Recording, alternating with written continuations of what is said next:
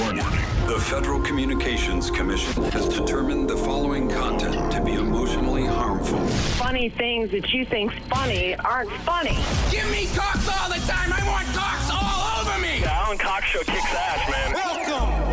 Show me what you got. You're not going to see a lot of cocks on TV. Alan Cox from the Alan Cox Show. I don't know what it's about you, but I can't even stand your voice. I think you're the biggest asshole alive. It's gonna be a great show.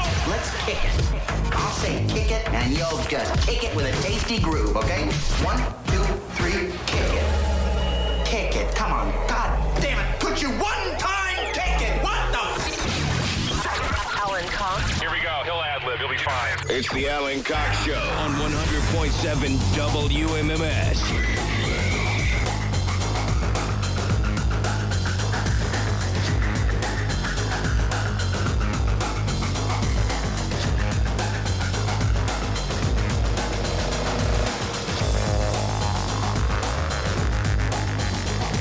Hey, what's going on, gang? Good afternoon.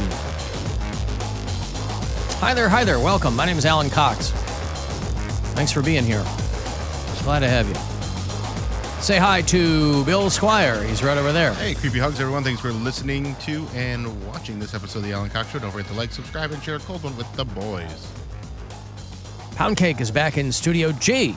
Afternoon, white people. Hello. Bathed in purple light. We have like a new camera situation back there. And you look more cinematic than you have in the past now. I appreciate that. People who are watching. I always wanted my face on the big screen. So. He did. He wanted his face on the big screen. It's on a tiny-ish screen. Why he went into radio. Right. He wanted his face. Hey, listen. But I didn't think I could get my face on the big screen. That's why I went into radio. Well, none of us got into radio to be on camera, but here we are. Got the best of both worlds. It's a brave new world.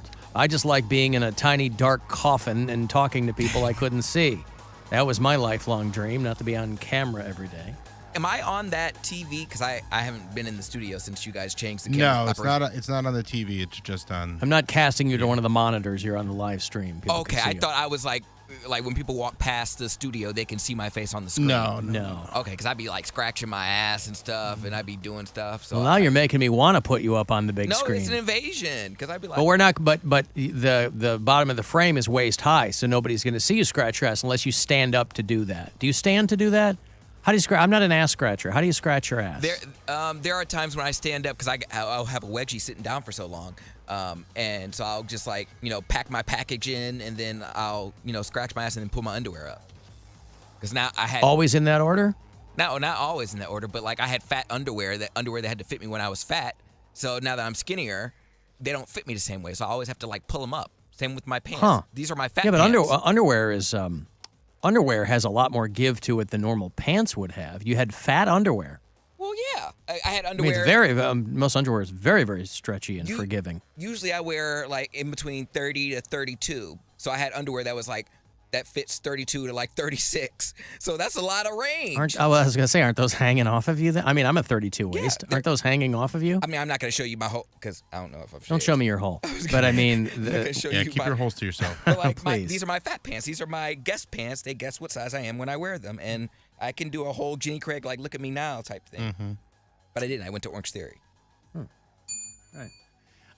Okay, listen, the rest of you, if you'd love to join us, we'd love to have you. 216-578-1007. Have to call us live or 800-348-1007. You can send a text, 35192 to get me there.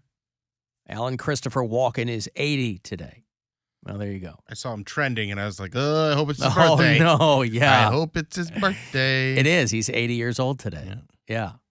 A lot of great, great movies from Christopher Walken. I don't know what his most recent one is.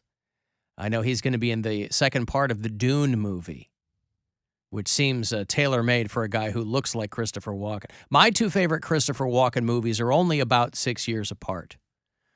Dead Zone and The King of New York. Those are my two very favorite Christopher Walken songs. One from 83, 84, the other one early 90s. Love those movies.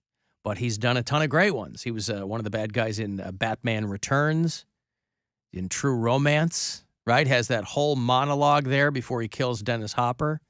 Spoiler. He's Bobby Conn in Wayne's World. You know, anytime the guy pops up, you know you're going to have a good time. He's in Joe Dirt. He's in Joe Dirt. He's in Blast from the Past. I love that role. I never saw that with Brendan Fraser. Yeah, it's a stupid movie. It's silly, but it's a fun one, and I have a lot of nostalgia for it. Yeah. I know years ago, Gwen and I were in a hotel room in Chicago, and we came back very drunk.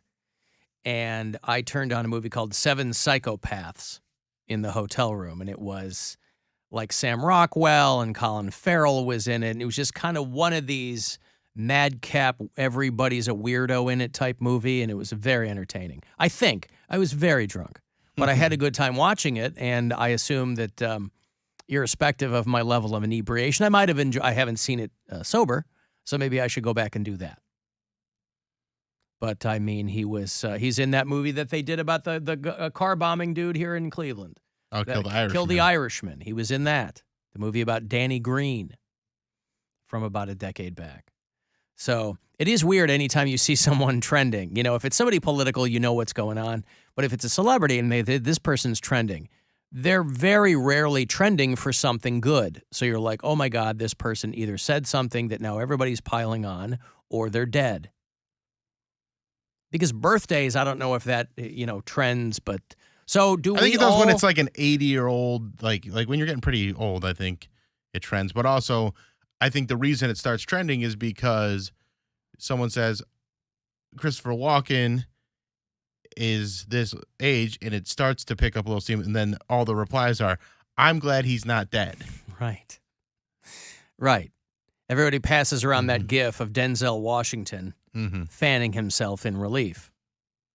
So speaking of social media, is tomorrow the day that we all lose our blue check marks? Am I correct? Is that the day? I thought that April 1st was the day. Assuming it's not okay. It's the day that you guys lose your blue check mark. I'm only speaking for people who have them, obviously. I mean, if you don't have one, you're not losing anything. But provided it's not some hilarious Elon Musk April Fool's joke, tomorrow is the day that people who have blue check marks, that would be pretty funny, on Twitter will lose them, and I don't think anyone cares. Because now that people are buying them, they don't mean anything. It's not elite anymore. Well, his big plan too was to charge like companies, very big companies, to maintain theirs, and none of those companies cared about that. That was like his get rich quick scheme, I guess, as far as Twitter is concerned, and they were like, "Yeah, we're not going to do that." So I think he had to rethink that. I don't think that'll be the case for us plebes out here, just living our lives, being civilians in media.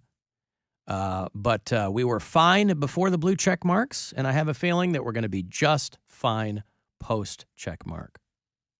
But I think tomorrow is the day. I got to take a break here. If you want to send a text for anything, 35192. If you want to watch, AlanCoxShow.com is where you can do that, and we'll be back. It's the Alan Cox Show. Everywhere on our free iHeartRadio app. Or whatever smart device you have. Just tell it to play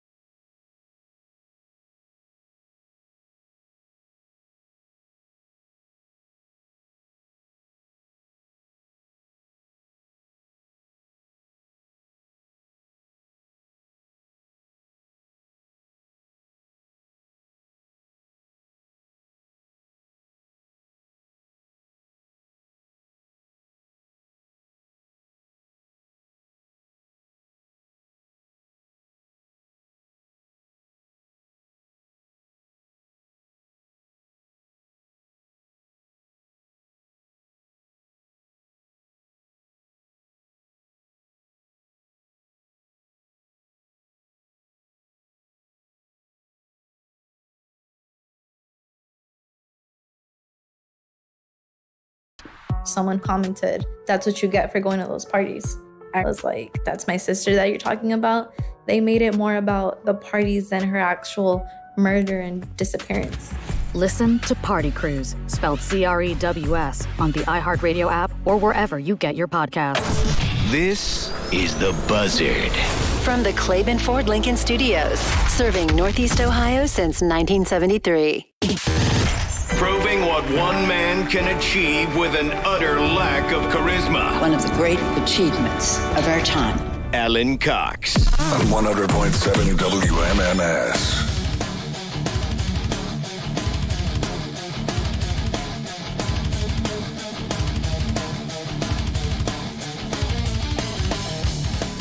Two 216-578-1007 to join us on the phone live, or 800-348-1007. No metal show tomorrow night, by the way. 2 hours to midnight is our Saturday night metal show. Tomorrow night would have been our fourth, 1 month under our belt, but getting preempted by a late West Coast Guardians game. So we will return next Saturday night. 2 hours to midnight is 10 to midnight every Saturday, with myself and Corey Roddick and Pat Butler. You guys have scored the same amount of runs as the Guardians so far this year. I was surprised that I didn't see any. I'm sure somebody had to have, but when I was kind of scouring the sports news this morning, I didn't see anybody use the headline "Scoreless in Seattle." And I figured that everybody but it would have been using that. Guardians, one of 4 teams yesterday for MLB opening day who did not score a single run. It's kind of the Guardians' MO for opening day. They don't score a lot of runs first game of the season, so nothing to panic about. Well, not a lot of runs. They didn't score any. I think there's a streak of them not scoring a lot. I don't know. Going scoreless on opening day? Yeah. Oh, you might be right. I don't know. I saw our buddy Members Only Dave memed on Twitter, the one where the two muscly guys are clasping hands. Yeah. And one was the Browns and one was the Guardians, and scoreless on opening day. There you go. Yeah. Opening day shutouts. The San Francisco Giants did not score any runs. The Milwaukee Brewers, the Detroit Tigers, no shock, and your Cleveland Guardians all got shut out yesterday on opening day. Tell you what, though, the game was moving. Do you watch any of it? I did not. I was asleep by the time the game started. I was just getting home from High and Dry, which thanks to everybody that came out tonight to that. That was a very good show last night at High and Dry.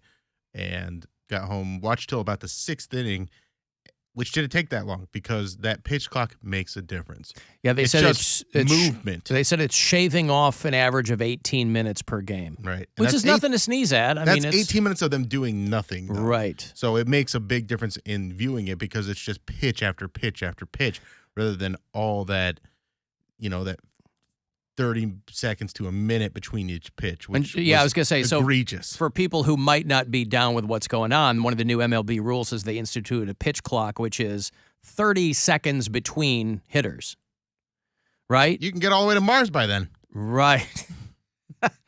So that's what, and they said on average, and I was kind of, goofing on it yesterday, they said on average it's about 18 to 25 minutes off a game. I'm like, if you have a 3-hour game, what's 25 minutes? But 25 minutes is 25 minutes. I mean, most places in Cleveland, you can get home by then. You can beat the traffic and get out of the game and get home. And 25 minutes isn't the longest time, but it's just so much downtime between each pitch. Mm-hmm. There's just so much pause in the game. And so it's nice to you're more engaged watching it. That's what I noticed last night. I didn't watch any real preseason. I listened to some, but I didn't really watch any. And it made a difference. It was a lot faster paced. Well, the consensus among the players seems to be a big thumbs up too. They don't want to be out there for 4 hours. Right. They want to get up and do their thing. So Mariners 3-0 over the Guardians, but fortunately they're staying in Seattle and they'll have 3 more chances to figure that out. So the Guardians will play again tonight at 10:10 here on WMMS. Tomorrow night, 9:40, hence 2 hours to midnight being preempted. And then Sunday, they'll do an afternooner at 4:10. Next Friday, 1 week from today, the Guardians' home opener, they'll bring the Mariners here. And that game is 4:10. And we will be live inside Progressive Field. I will have a pair of opening day tickets for you next Friday. We'll probably put Poundcake somewhere out amongst the crowd and have you find him. I didn't realize next week is Good Friday and Easter's next Sunday. Yeah, we're flying to Arizona on Easter Sunday. I had no idea. Yep. And then someone mentioned it. I was like, oh, that's that. Because I made plans for Easter Sunday too, and with my girlfriend and another friend of ours. And then I was like, oh, wait. Do you guys care about Easter? And they're like, oh, no, it's fine. So, well, it's weird because deal, but it was just one of those things where it's like slipped right by me. Was Easter a big Mormon thing? Yeah, I mean, it was definitely something that we celebrated pretty, and we did the whole Easter Bunny thing, but like that Easter Sunday is kind of the whole point of Jesus. That's his birth is one thing. Yeah, the resurrection. It's all the bedrock of the faith is the death and resurrection of the whole thing. And when I was dying a kid, for our sins and coming back. That's right. When I was a kid and growing up Catholic, I mean, my mom took us to church every day. But Easter, first of all, Lent was just nonstop. It was 6 weeks or whatever the hell it was of just it sucked. If you were a kid, if he saw his shadow. If Jesus rolls away the stone and sees his shadow, that's right. It's 6 more weeks of Lent. But growing up Catholic, it was a big deal for Lent because I went to Catholic school, and so they had the little rice bowl things where you were kind of, I guess maybe a Catholic school version of tithing. You would put coins in there for the poor kids or whatever, and or less fortunate rather. But the weeks leading up to it, it was a big thing in my house where you kind of had to make this big show of what you were going to give up for Lent. And we didn't have like a ton of stuff, right? Like we didn't have cable. We didn't have Xbox. We didn't anything like that. So we really had to scrounge. Like I gave up television for Lent on a couple of occasions, right? And I would just be in my room reading comic books or whatever. But we had 3 channels. So what was I really giving up? Mm-hmm. One year I gave up... again, I really had to scrounge for things to give up because we weren't spoiled kids. We didn't get sugar, things like that on a regular basis. So it wasn't like I could give up candy, right? Or I could give up this, So yeah, we didn't do Lent. We didn't do. So like the week of Easter, we were not only going to church in the morning before school, but then it was like Stations of the Cross at night, and then you were going on Thursday. And what Stations of the Cross? Is that like the answer for that for 2 hours till midnight? That's right. Well, no, Station of the Cross. Yeah, man. Metal and worship all in one. No, the Stations of the Cross are these 14. You Catholics know this. They're these 14 points in a church that are normally. They're these. This is the origins of the Easter egg hunt. Yes, that's right. The Stations of the Cross are you kind of going around the church, and most Catholic churches will have these stations there kind of carved into relief, right? So you go to one, and I was an altar boy too, so I had to do these masses and all these things, and so half the time I'm up there performing, and the other half I'm attending. So for people who give me a hard time now for coming out as an atheist to my parents, I more than earned all of this by spending the first 16 years of my life doing nothing but going to church and being sorely disappointed all the way through. But it's like, Jesus is condemned to death, and then you do some prayers, and there's some up and down. And then you go to the next one, a few pews down, it's Jesus carries his cross. I remember them so vividly from growing up with them that I can recite them by rote. But it was like that. And then Good Friday, they go, well, there's technically no Mass because that's the day that Jesus died. So there's an empty altar. There's no pomp or circumstance. And you think, oh, does that mean we don't have to go to church? Nope, still got to go to church. There's just no Mass. So you're sitting in there. My mom's doing the rosary, and I'm sitting there pretending like, And then I think it's a Saturday, maybe nothing happens. But then like Easter Sunday and the whole thing. What do they call Saturday? So there was a big, I think it was Holy Saturday or... Holy Saturday? Holy Testicle Tuesday. But by the time and again, once Easter hit, my parents blew it out. We got the giant baskets with the candy and the thing, and we went to my grandma's, and there was a big, meal or whatever. And I mean, listen, you can take the boy out of church. It's hard to take the church out of the boy. I was planning on making a ham for Easter before we made these travel plans. We're going to smoke a cooked ham? Shut up, Bill. I did that one time. That's a lot of times to do it. One time I One smoked a time. cooked ham. Mhm. It just added that much extra deliciousness to it. It was a Didn't need to be smoked for 8 hours. jerky ham. That's right. So, yeah, anyway, that whole bit. But this week, but again, for people who it's not even really on our radar, I was talking to a friend of mine who sends her children to Catholic school, and they're not super Jesus-y. She's like, we're not praying at home, but it's a good school. And I went to school with a lot of kids who weren't Catholic, but the school was good. And so they were like, it was a better education than a lot of the public schools and whatever. But I was talking to this friend of mine who sends her kids, and she's like, we're not doing the whole pomp and circumstance or whatever. But there's still, some of that involved. And I'm like, it's so not on my radar anymore. Like, my daughter goes to public school, right? Like, she knows Jesus, kind of like that's a thing in the wind, but we're not praying at home. It's just not on my radar. So much in the same way you were saying, oh, Sunday's Easter. Yeah. That's kind of like me now. I go, oh, right, Easter. And it's like I knew it was coming because I see all the candy in grocery stores and Right. CVS and things like that, but I just don't know what day That's the it was commercial on. end of it, yeah. I've always been a much bigger fan of the commercial end of Easter and Christmas than the religious end. I can't wait to see what my aunt surprises me with the Easter basket. He gets an Easter basket. I know he does. Every year they surprise me. I know, it's Sometimes sweet. Is it a money. surprise if it's every year? I know I'm getting an Easter basket. I just don't know what's going to be in it. Uh-huh. That's right. Every little egg has a different little gift card or a different little gift. Yeah. Oh, my gosh. Alan, your Blue Jays got 10 points. Oh, I know. My B team, Guardians are my B team. Toronto Blue Jays are my C team. They got 10 runs. My White Sox won. They beat the Astros. They had that hot local girl, Thee Stallion, throw out the first pitch at the Astros game. Oh, yeah. Did you watch that? Did you see her do it? I did. I got it. Good. I got it for you if people want to see it. Hometown hot girl Thee Stallion. Now she ditched it. Throwing out the first pitch is a lose-lose proposition. I did this in 2011. I kind of ditched it. It wasn't the word. I didn't Baba Booey it, but it wasn't great. It's a lose-lose because if you kill it, it's great in the moment, but nobody cares. And if you ditch it, you look like a douche, and everybody will never let you forget it.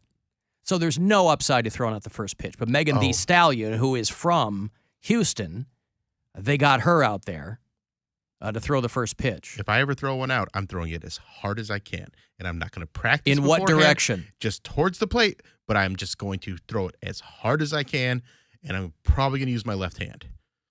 But the people who really nail it are the people who they just manage to, they don't think too much about it. They just sail it over the plate. Right. That's not what I'm going for. I'm going for something funny. And if I do as hard as I can with my left hand, it's going to be bad. Yeah. And it's going to, gotta give the people what they want. I wanted to nail it. I didn't want anybody to think that I was, if they ask you to do it, it's nice and I appreciate it. And it was, I was the new fresh meat in town, right? Mm-hmm. Now I'm old and busted. But at the time they were like, oh, Alan Cox from WMMS. And it was great. I was appreciative. So I didn't want to mock the procession or anything. But here's Thee Stallion if you're watching the live stream. Opening pitch to be thrown out by Houston's own Thee Stallion. The sellout crowd of about. She's got these painted on pants and her natural hair, which looks awesome. 40 minutes with the teams. But she's terrified too, as anybody would be when they get out there, because they don't want to whiff it. And the World Series This is trophies. the only time I don't want there to be a pitch clock. Right.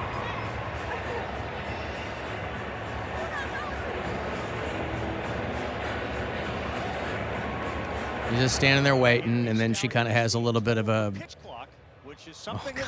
And they're smart. They keep shooting her from the back. She was practicing beneath the stadium just a few minutes ago and was throwing strikes. So here we go. And she gets set to throw. Great ass! She throws it way high and outside. With that, we are underway and set for the first pitch as we get set for opening night baseball here in Houston. But she kind of, she's sticking her tongue out and whatever. But, you had a good time with it. Yeah, you had a good time. But, you're a hometown hero and you kind of, you're embarrassed. Mm-hmm. You wanted to kill it. I don't think she's embarrassed at all. I think she's just fine with what happened. Really? Yeah. All right. I'm fine. Well, she looks great. Yeah. But Megan Thee Stallion, who has her master's degree now, I think. Oh. Good for her. Threw out the first pitch there. Yeah, so my A and C teams won yesterday. My B team got shut out. She gives me an idea of master something. Oh, yeah? Yeah. All right. Well, there you go. Alan, I'll be 56 in 2 weeks, and I still get an Easter basket from my mom. I hope that's not a euphemism. Alan, this Lent, you gave up your comic books. You son of a bitch. How Ouch. dare you? How dare you? How dare you? How dare you? How dare you? How dare you? Dare you? Guardians game was 2 hours and 14 minutes yesterday. That's not bad. 2 hours and 14 minutes is not bad at all. No, that's great. That's like the length of a basketball game. I think basketball games are a little bit longer than that. 2 hours, 14 minutes is great. Yeah. Yeah, Alan, you're talking about Lent and the stations are bringing back some painful memories. Listen, misery loves company. If you grew up Catholic, you know all this stuff. Hey, Jerry, what's going on? I'm pissed off about where I live. Where do you live? I'm a conservative in Geauga County. There's a problem. They're having a drag show at a restaurant. Right. And I don't care if Tom and Tim, I'm a conservative. I don't care if Tom and Tim want to dress up like women and dance or whatever. To each their own. That's my mantra. However, there's all these threats of violence. They threw Molotov cocktails at this church out there. I heard about that. All inclusive. Yeah, I'm so disgusted by it, and I'm wondering what happened to mankind. There's no kind left in it. Like they preach. It's very Bible belty out where I live. Yeah, I understand. I like it. Yeah, there was a church in Chesterland that got vandalized, and the reverend out there said, "Well, it's not going to dissuade us. We're going to continue doing what we're doing." And listen, I think that the note. I guess Go ahead. My problem is like we have. I'm sorry, we have a million problems going on in the world with our, inflation, the economy. People can't pay their utility bills, and this is where you're going to direct your focus. Like on who dresses as what? Did they not see how the Constitution was signed? Everybody wore a wig and a dress. Right. Also, what are you using for those Molotov cocktails? Gas ain't cheap. Yeah, that's right. It's yeah. Listen, you're not alone, Jerry. I mean, there's always been a strain of anti-intellectualism in this country, and I think that kind of rears its ugly head there. I have a real hard time getting my head around the notion of churches that are working super hard to be exclusive. I mean, this church, not one of them, they're the ones that got vandalized. But to your point, I don't know, Jerry. I don't have an answer for you. If I can simplify. What's your take? Like, are we in just a downward spiral of humanity at this point? My take is that the world is the same as it ever was, and there are new variables that come in and out, but human nature doesn't change that much. We're living now, and so everything seems so amplified and outsized. And yeah, there are things that are different now than they used to be because information and misinformation can just, speed around the world so quickly, and AI might kill us all within 5 years. But there's a lot of things that aren't unprecedented, and I don't know. I mean, I guess I'm heartened, Jerry, to hear somebody like you who's like, look, this isn't really my bag, but I wish people were focusing on the important things. But unfortunately, that's not who the dresses as what is non-issue to me. I don't care. I don't care what flag you fly in front of your house. Yeah, like I think kids comes to them. We were talking about. Hey, yeah, we were talking about this yesterday, Jerry, in some detail, and I think for me it comes down to. These are real, the issues you're talking about, hey, how come we're not focused on this? Those are really complex and difficult. And so a lot of people go, well, can't do anything about that. Let's focus on how people dress and let's get people riled up over that. And that's a lot easier. Do they realize you can't catch gay? It's not a cold. It's not COVID. It's not, you can't catch drag queen either. Like, because your kid sees one, he's not going to be like, "That's it, I'm a drag queen." I've been trying to catch a gay that's for not how it years. works. Yeah, Poundcake's trying to catch a gay. Yeah, and he can't do it. He That's his can't. point. Oh boy. Yeah, listen, I wish I appreciate it. I'm the last guy that would have any kind of salient answer for you, Jerry, but keep the faith out there, all right? I guess I'm just venting. Thanks for listening That's to me. all I right. appreciate you. Thank you, Appreciate Jerry. your call. That's what I do for a living. There's Jerry out in Geauga County who's like, hey, man, might not be my thing, but why are we not, And I think there are a hell of a lot more people like Jerry out there than there are, out there in general, than there are people who are flipping out over. Really, nobody was talking about drag queens, a couple of years ago. Nobody was talking about them until right-wingers made them their laser focus of whatever their current culture war is. And now that's all anybody talks about. So it's like, the drag community has been around a long, long, long time. You guys, I know I killed a wish a bitch would, but I think there was another drag queen born, Anita Menthol, and she might be out ready to put her heels on. Yeah. All right. Anita Menthol. Aren't menthols illegal now? I don't know. Didn't they try to, I thought menthol cigarettes went away. Take that up with Anita. Anita Menthol. All right. So it's just going to be you tucking with a pack of Newports in your hand or what? It's going to be Anita in a white and green dress. Nice. Okay. Well, something to consider. Anita Menthol.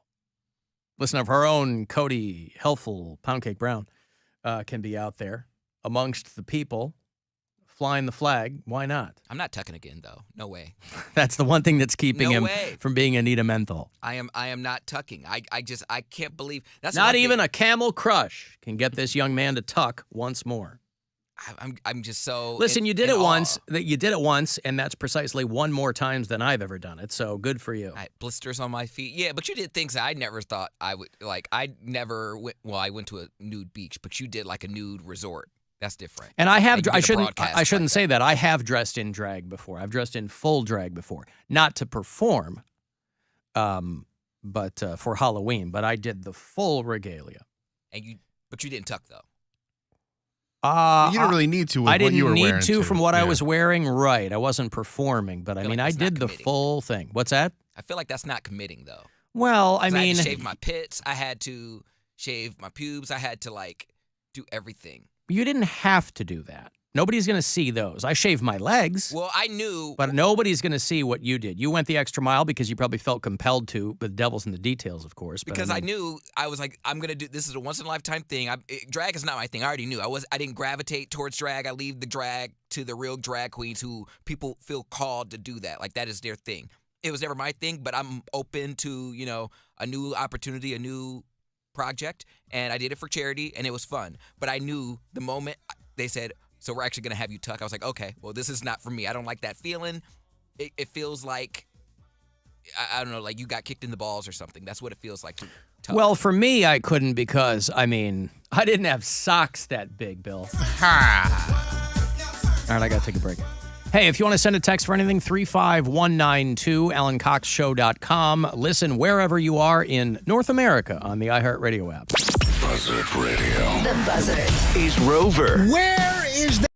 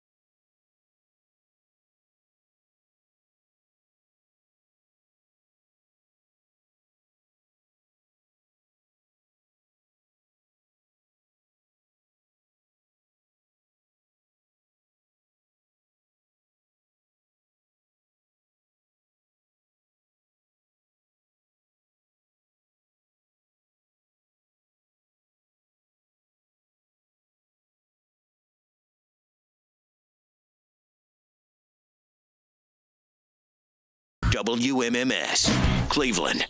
Call the Alan Cox Show. Pay attention to notice the reverse of everything that is normal becoming abnormal. 216-578-1007 or 1-800-348-1007. Light 'em up.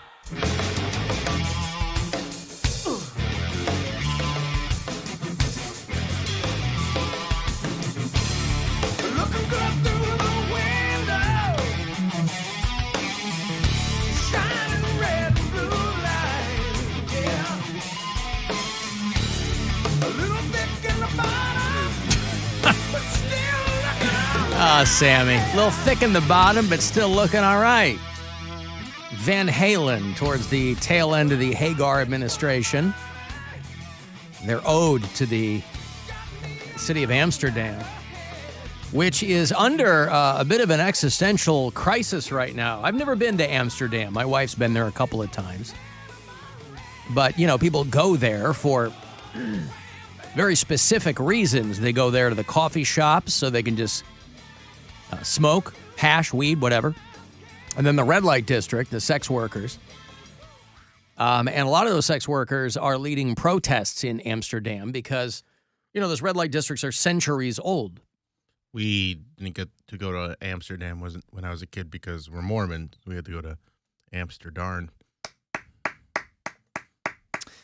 Listen, they have plans to close their red light district and relocate it to what will essentially be like a Thunderdome of sex workers outside the city. The city wants to move them from the red light district in the city to a huge, what they're calling an erotic center on the outskirts of the city. This is not long after the city of Amsterdam's campaign to ask drunken British tourists to stop coming there, singling out drunken, loutish Brits, saying all they do is they come and they start fights and they're blackout drunk and they're harassing people and they're fighting in the streets and they're screaming and they're pissing in the streets and they're puking all over the place and they're why they singled out they're the foreigners people want to get out. How the right they want to turntable turns. So Amsterdam gets about 20 million tourists a year. And again, I've never been. It's one of those places that I always had friends that went. My wife's been there a few times, but it was, I don't know why it was never like on my list. There's obvious reasons. Obviously, that's why people go. Smoke weed or whatever. They get laid. But the locals are fed up. And I wonder why now, because Amsterdam has been the same thing for a long time. So I don't know why now. No, they're probably. So has it always been that bad with the Brits though? Or? Yeah, but I wonder why now. I mean, I wonder why. Why did it get so bad to the point where they're like, point there. All right, enough of you guys. Yeah. To keep our city livable, we're opting for limitations instead of irresponsible growth. This is Amsterdam's the Dutch capital, and they have an advertising campaign targeted at British men between 18 and 35, asking them to not come there anymore. That's the funniest. Do you think it's reverse psychology? I mean, they're like, look, if you come and behave, great. If you have 10 Jaeger bombs and you're running around, you know, like it's spring break in Palm Beach or whatever. So they have a series of Jaeger bombs. Yum. I mean, yeah, but like, I don't know. And those days are behind me. I'll do one once in a while, but yeah, it ain't my go-to. Unfortunately, they're not behind me, and I have to remind myself that I'm almost 52 years old because my go-to party drink is still tequila and Red Bull. Yeah, it's the Red Bull that gets me. I can't. But it doesn't do anything to me. And so that has, for many years now, probably lulled me into this false sense of security. And I have to consciously tell myself, I probably shouldn't, because I'll get it in a pint glass, right? Mm-hmm. And I'm like, I don't want my heart to explode. And I don't know if that's a real concern, but I'm like, maybe I'm in pretty good shape. Nevertheless, it's not a good combination. it probably never was a good. It tastes great, don't get me wrong. But, for your inner workings, it's probably, what have they told you from day one? Don't mix alcohol with energy drinks. Did I listen? No. I've been drinking them for 25 years. And I still do. Reflexively, I do. I will drink them at 9 in the morning if I have an appearance or I'm at a party or I'm hanging out or something, because I forget that I'm in my early 50s and I have a young child. And dementia? Is that it? It's not that. I don't know. I certainly hope not. No, I'm like, I should probably move away from these. It's not a dinner drink, right? I've got my classy dinner drinks. Which is? A gin and tonic, Tanqueray and tonic. But if I am partying, I will always go, just when it hits my lips, I just have visceral, it gets you in the right mood. It gets me in the right frame of mind, and I don't get crazy on them. Then, I have a good I don't time see a problem with it. because if that's it's what going you to want to make do, my heart explode, and I should take that into account. But that's what they say. That's how what they often say. are you doing it? You're doing that maybe once or twice. How often are you having that drink? I mean, maybe a dozen times a year. Yeah, probably. Yeah, on average. Yeah, a dozen times a year. It's not like you have 8 of them. Well, no, you're right. Not 8. You're not having 8 of them. You might, but I'll easily have 3 at a clip. Right. I'm saying 3 pint glasses. 3 is different than 8, though. And if you're only having them, I think you're doing it sparingly enough that you have nothing to worry about. So keep up. Have 4 Bill at a Squire, time. MD. The Bill Squire Show coming soon. 2 afternoons. That's right. As your heart explodes. I see what's happening here. No. Go ahead and do it. Yeah. I think it's fine. Throw some Coke in with it. Come on, man. You're not doing it so frequently that it's really going to hurt you. Gwen's going to be a great mom by herself. You're not just whatever young gal wants. Yeah. Alan, my mom always said, never mix your uppers and your downers. Yeah. Protests in Amsterdam, Paris, Israel, Germany. There's still civil unrest in South America. Things look really dire. World War III is coming soon. Listen, they're all protesting over different things, right? I was going to say, protest for what? Well, in Paris, they're protesting because Macron tried to push through this, pension bill or something that's going to affect a lot of people. Israel, they're protesting what they're normally protesting. Amsterdam, their protest, it's a sex worker protest. It's not the streets aren't full of 10,000 people. Amsterdam is saying we would like to move the red light district out into the suburbs. It's very similar to what the Chicago Bears want to do in Chicago. They want to move from Soldier Field downtown into the suburbs. And it's not a sex worker. Sprawl. There you go. It's not a sex worker situation, but if you've ever had sex in a bathroom at Soldier Field, it can feel very much like that. Get tested. All the good stuff is going to be gone by the time I visit it. I want to go to Amsterdam to visit the red light. Well, you'll just have to go out into the erotic center in the suburbs outside the city. I don't want that. I want to go to the red light district in the city. Well, then go now. You better go now, or you're going to end up going to the red light heights. Yeah. Are they still going to keep the historic district? This is the red light district, but no sex is there. This is just where it used to happen. Just a museum. Well, yeah, the Museum of Former Sex Workers. Because they always have they have the room, and then they'll have a little plaque on the wall, hookers in here would take, 300 to 500 guys per week or something like that. I'm just curious what changed. Bryan Cranston has a great anecdote. He's told it bunches of times, so you can probably find it somewhere. But he lost his virginity with a hooker in Amsterdam when he was 16. And it's a great story about kind of those early fumblings of being a young man and not knowing what you're doing. And this older woman who's a professional takes you by the hand. And they're so unemotional about it because it's their job. They're like, come on, get in here and, here's this. Take this, put this on. Can you do that? What's the age of consent over there? You don't have to be 18 to go to a brothel. I don't know about that. I mean, he told the story he was 16. I think there's no shortage of young men from around the world who probably lost their virginity in Amsterdam, or specifically went there to do that. Say, who took him to Amsterdam at 16? You can backpack across the. You can go to Amsterdam. You can go to a lot of places when you're 16. Okay. But they're trying to move this center. And by the way, they're really leaning in with their advertising campaign. Get ready for a red light special.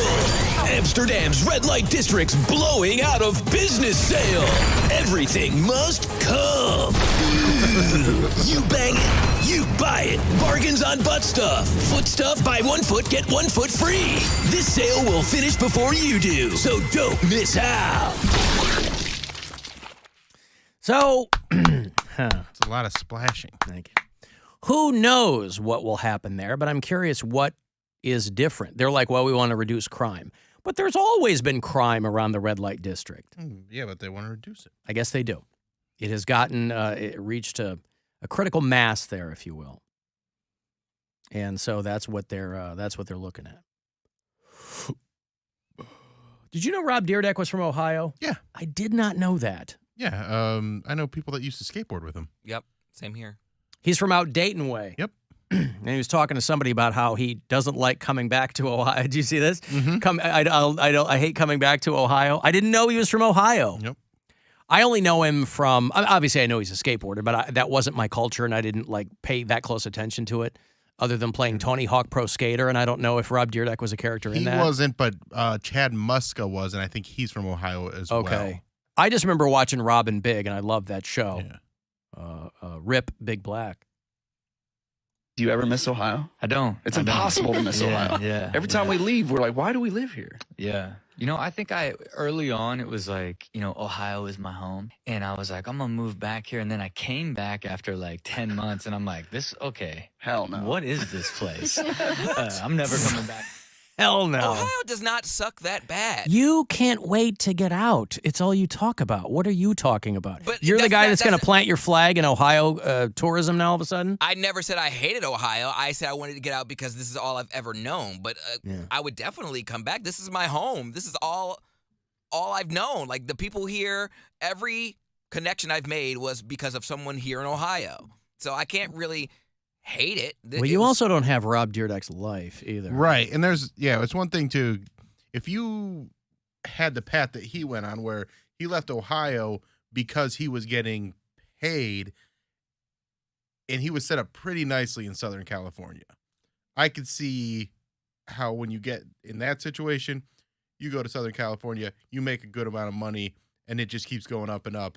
You're like, Ohio's. You only rough come to back. to. You only come back to out of responsibility to visit your family. Yeah. Yeah, but that just seems kind of douchey. Like, this is where you came from. Don't forget where you came from, no matter what. No, he remembers where he came from. He just That's why he doesn't want to come back. Yeah. There's a lot of people who don't want to go back. There's nothing inherently great about, quote, where you came from. There's a lot of people who are like, I want to get the hell out of here and never look back, and they have their reasons for that. But I feel like if you're just glossing over Ohio, saying like, why do I live here? You can't find positives about living here, because I can. Listen, Well, I mean, the I'm sure he weather's a could big if he deal, too. wanted I mean- to, but he's also a guy that if he, he's made a great living. I out in understand that. And by the way, California, he's and just he the biggest likes. star here as anywhere else. He's got a super foxy wife that's like 20 years younger than him. He's got to be 50. She's like 29 or 30. He's got a couple of little kids. They got a nice life. People forget, that's how great California is. It is a hellscape and nobody wants to leave. It's super expensive. It's always on fire, but it's so great. People are like, I'm never leaving. There's been 60 seasons of ridiculousness. 60. Yeah. No, well, yeah, because they do like 3 a year or Yeah, something. Yeah. I just would like because they were like, oh, Chanel's leaving ridiculousness. I'm like, that show is still on? Yep. I never got into it. I've seen it a couple of times. I had no clue it was even still on. Like, she's got to It's be on 40 by constantly, now. Why is yeah. she leaving now? She should have left 20 years ago.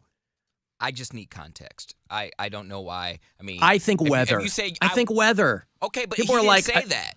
Well, If he said, I prefer I just California. I just played you that little clip. I was Yeah, saying, but if you look at not, and it might just be weather. Also, he's not coming to Cleveland. He's going back to Dayton. okay, but if he said, As soon as he gets out the plane, Dick from Dayton's there. He's like, "Oh, hey, how you doing? I think the Cavaliers are gonna go far in the playoffs." but he And didn't he's like, say- "I'm going back to California." That's why I need context. He didn't say Dayton. He said Ohio. If he said, I prefer California, I'd be like, okay, yeah, I can see that. Yeah, but what does it matter? Because why do you care? It's not like he's going to be like, oh, I'll never go back to Dayton, but I love Cincinnati. Like, nobody says that. But don't Ohio is crap on Ohio. 11 million people that like. Ohio is Ohio, though. Yes. There are not huge variations. Everybody goes, Columbus. Columbus is still Ohio, homie. It doesn't matter. Listen, I've been here 13 years. Ohio is Ohio. If I had Deer Dick money, I would love living in Southern California, but I don't. I didn't have Deer Deck money, and I loved living in Southern California. But would you love it still? If I had, what do you mean? You all right? You have the money that you have now, but you know how far. I mean, you have friends that live there, and you know what they pay. Yes, for like it doesn't go nearly as far. It does not go but nearly again, as far. but I've never determined where I'm going to live based on my money situation. Because for a long time, I didn't have any money. So you go where the action is or where you want to go. It's different when you have a small child. Of course it is. Things like that. Of course. So, I got a job offer from San Diego a couple of years ago, and it was like, it would be a very different life had we gone. Right. So that's the calculus that you have to do. But again, when my point is simply that for everybody complaining about California, people who live there love it. You know, my buddy who lives out there, I go, so do you guys talk about ever coming back to Chicago or whatever? See, they've been out there about maybe 10, 15 years. And he's like, maybe, but we still love it. Like they have a lot of money. They don't have kids. Just got a new dog. Now, the thing is, I was just out in Sacramento in January. And when I got out there, it was basically Ohio because it was just cold and rainy the whole time I was there. And it really wasn't the California adventure I was hoping for. And that's Sacramento. Yeah. I mean, but that's Sacramento was that's ranked, like the Dayton of California. But they were ranked the best city to live in. By who? By Forbes. In California. Just running the data, you mean? Money and... I'm guessing something like that. But I mean, that's north of San Francisco. So you're not getting you're getting more of that kind of like fall weather all the time. Yeah, I had friends that lived in Sacramento, and they said they loved it. Your money goes further. Again, if that's your primary consideration, and it's not a small one, but, you know. I think that's a they lived big all deal over. for a lot of people, yeah. They lived in Sacramento, they lived in San Diego, and they lived in Long Beach. And they said out of three, Sacramento was the cheapest, but San Diego was their favorite. But I mean, and listen, what I'm saying is, where they stayed the longest. Obviously, you got to make your money go as far as you can. But if you're living somewhere and you go, yeah, my money goes a lot farther, but there's nothing going on here. I mean, you still got to have like a life. You know, it's why people live in New York and are dirt poor because they're still living in New York. They're like, yeah, I don't have any money and I'm 40 and I'm living with 3 other people. And I got a regular job, but I still, any night of the week, I can go do what I want to do. So, again, that's probably more of a single person thing, but, you know, there are different considerations. Anyway, I didn't know that he was from Kettering, which is where Rob Dyrdek is from. I got to take a break. If you want the last couple of passes for the Louder Than Life Festival, it is this September. It's in Kentucky. Every band you would like to see is going to play it. It is a huge festival with Foo Fighters and Weezer and Limp Bizkit and Pantera and Tool and Green Day. I got some GA weekend passes for you. 2 left. I'll give them to you next. The Alan Cox Show. On our free iHeart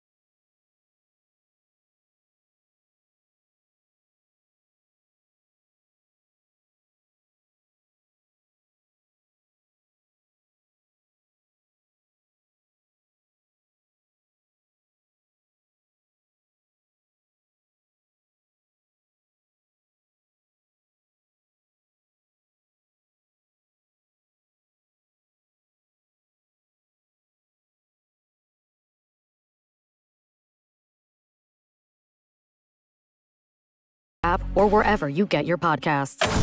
This is The Buzzard. From the Claiborne Ford Lincoln Studios, serving Northeast Ohio since 1973. It's time to give stuff away. It's time to give stuff away. 'Cause I love you, Alan. And it's time to give stuff away. All right, I got a couple of passes here for you for the Louder Than Life Festival from the people who bring you Sonic Temple here in Ohio. Louder Than Life is September 21st through the 24th at the Kentucky Expo Center. Foo Fighters, Green Day, Tool, Avenged Sevenfold, Godsmack, Pantera, Queens of the Stone Age, Weezer, Limp Bizkit, Megadeth, Rancid, Turnstile, and more. Dozens more. GA tickets, VIP passes, all that. Go to louderthanlifefestival.com.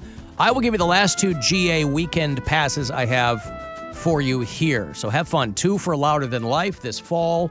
Caller 10. 216-578-1007 or 800-348-1007. Just consider us your earbuds. Jesus, who writes this crap? The Alan Cox Show. On WMMS.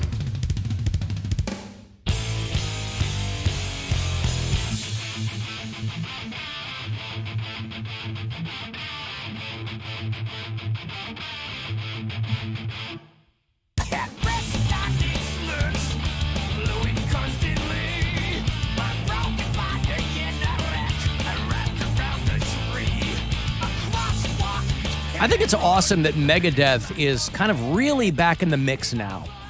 Festivals and shows. It was only a few years ago where Dave Mustaine said something like he had some kind of cancer or something, and he was like, this might be the end of the band. I don't know that I'll ever be able to play guitar again. I don't remember what it was, but boy, they've come back higher profile than ever. Well, I think he also kind of had a come to Jesus moment with himself where he realized he was, even though he was very successful with Megadeth, he was always comparing them to Metallica. Yes. And it was eating him up inside. It was a one-way argument. And then he finally, I think, got over that and just said, you know what? We got fans. We make good music. Yes. Let's just go out and do it and enjoy it. They've been around a long time. It's kind of took him on another trajectory. I love Megadeth. Well, I do too, and I like that they're not on.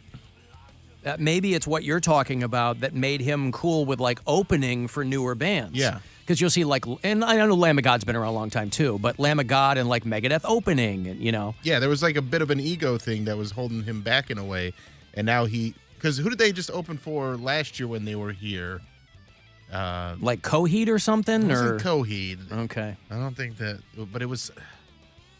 Can't remember who it was, but Ghost. I don't remember. Yeah, I don't remember either. But and even if it wasn't, they might not even been opening, but it was like a split headlining type of show. Five Finger Death Punch or something like that. I mean, they just did the Blossom thing. It was like Five Finger Death Punch and Megadeth and a couple of other bands.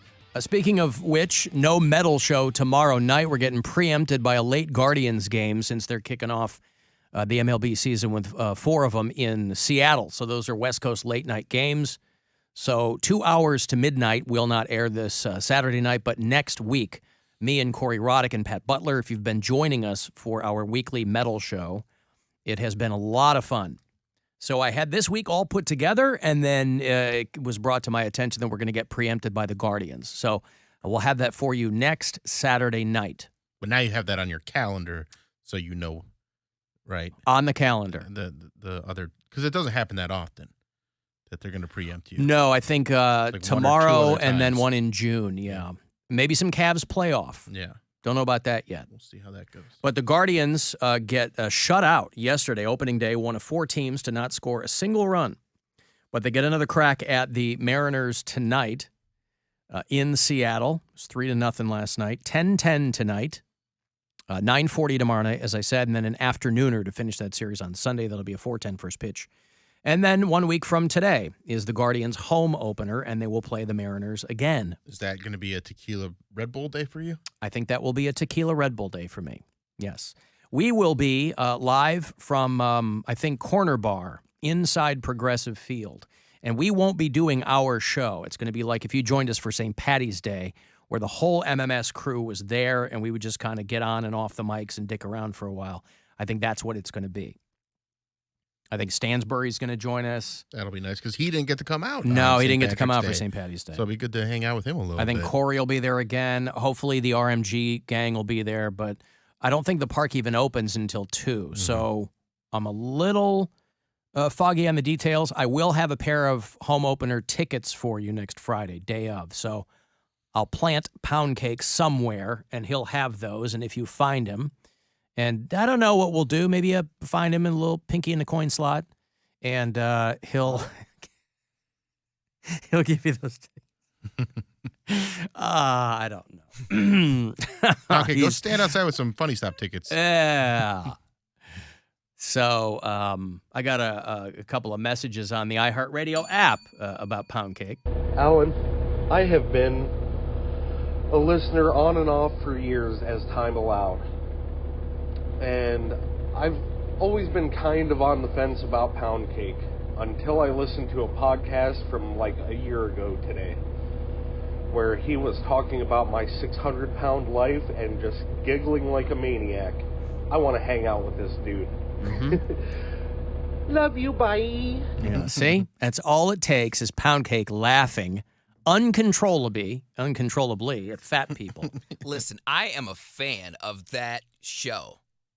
It got me. Oh, I know. There's no judgment. He loves it. Just like my mom had George, the TikTok monkey, to get her through the pandemic. 600-pound life got me through the pandemic. And surviving R. Kelly.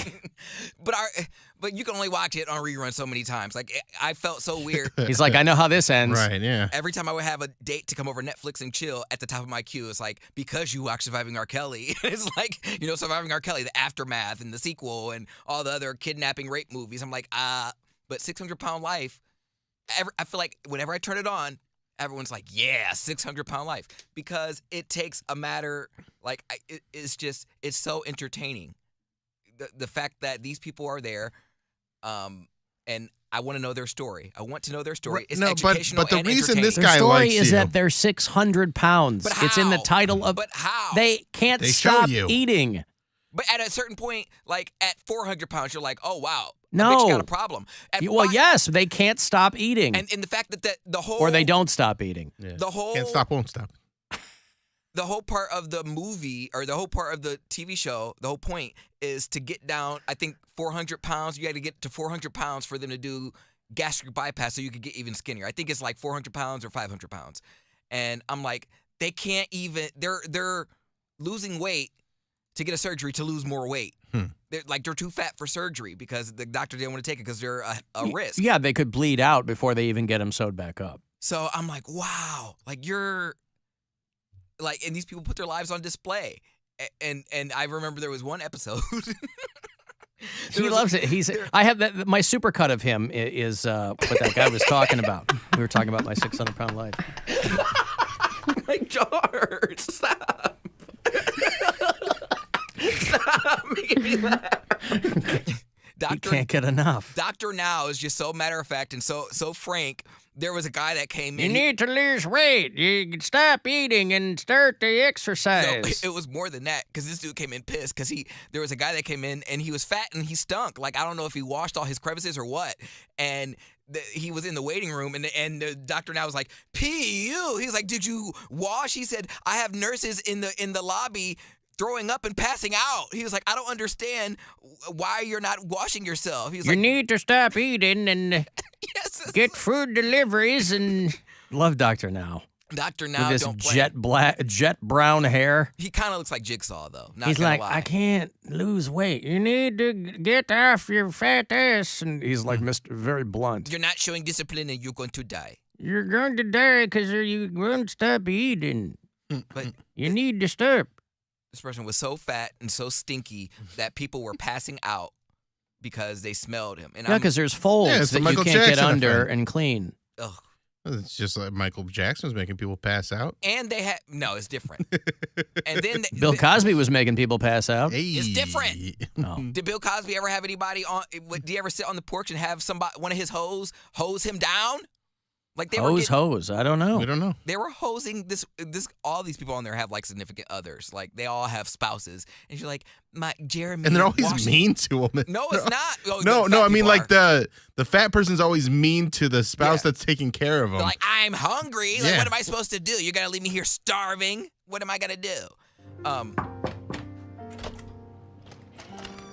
Hello, how y'all doing? Hey, Dr. Now, how you doing? Y'all doing okay? Hey, how you doing? Yes, we are. What about you? Good, I'm doing well. You must be James. Yes, I am. And who's this young lady? That's my Cheyenne. cousin, Cheyenne. I'm his cousin Cheyenne. All right, so y'all came all the way from New York, huh? Yes, sir. What brought you from New York? to Weight loss Houston? surgery, Dr. Now. I need to get this weight off of me. Okay, so you're 625 pounds. 625 pounds. You need to stop eating. Honestly, that's light though, comparison to some of the people on the show. Like, there's been like I've seen 800 pounds. I've seen someone. Well, you that have was to like, at least be 600 to get on the show. It's called My 600-Pound Life.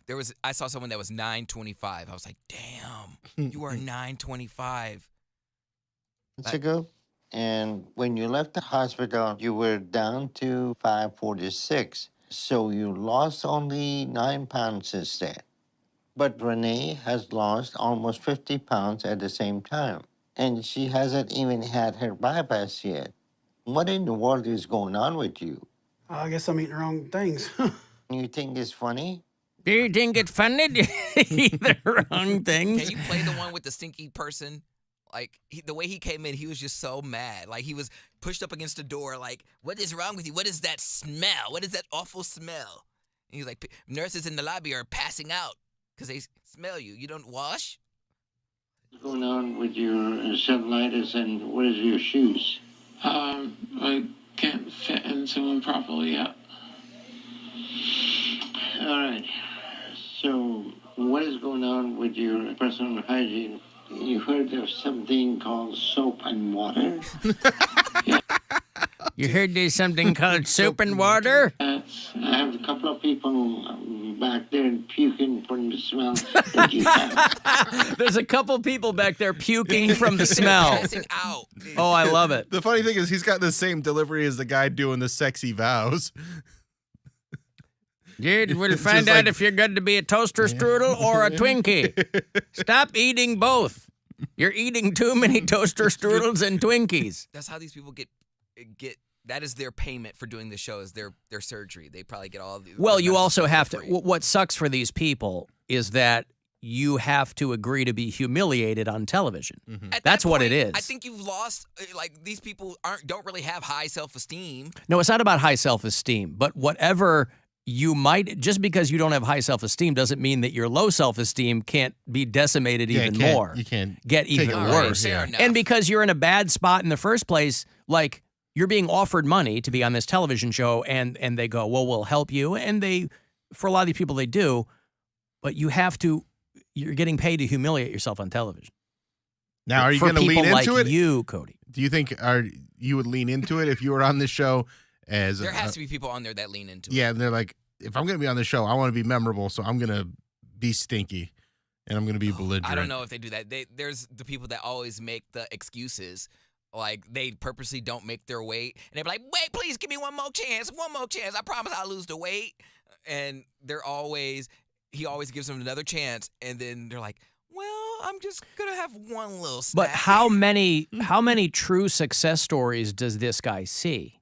Well, once they get the weight loss surgery, I mean, a lot of them eat their way through it. Right. Well, it's hard to gain back 200 pounds in a short period No, of time. it ain't that hard.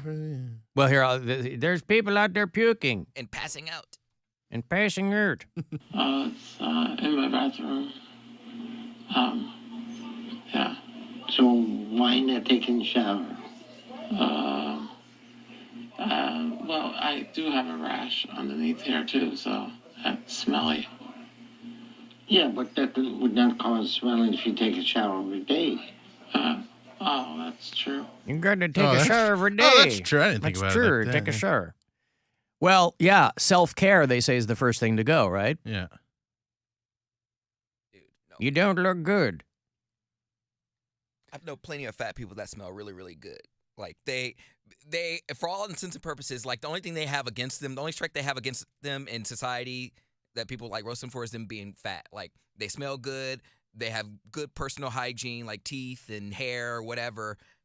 They're just big. Like they have fresh clothes. There were some TikTok videos going around of people that were spotlighting plus-size clothing stores in Thailand. Oh my God, they're so funny. And they're called Fat Girls and BB Fat and, and like Fatty Fat Fat. I love calories. Yeah. There's one called Fatty Fat Girl. I mean, over here you have Torrid and it made Mary go bananas.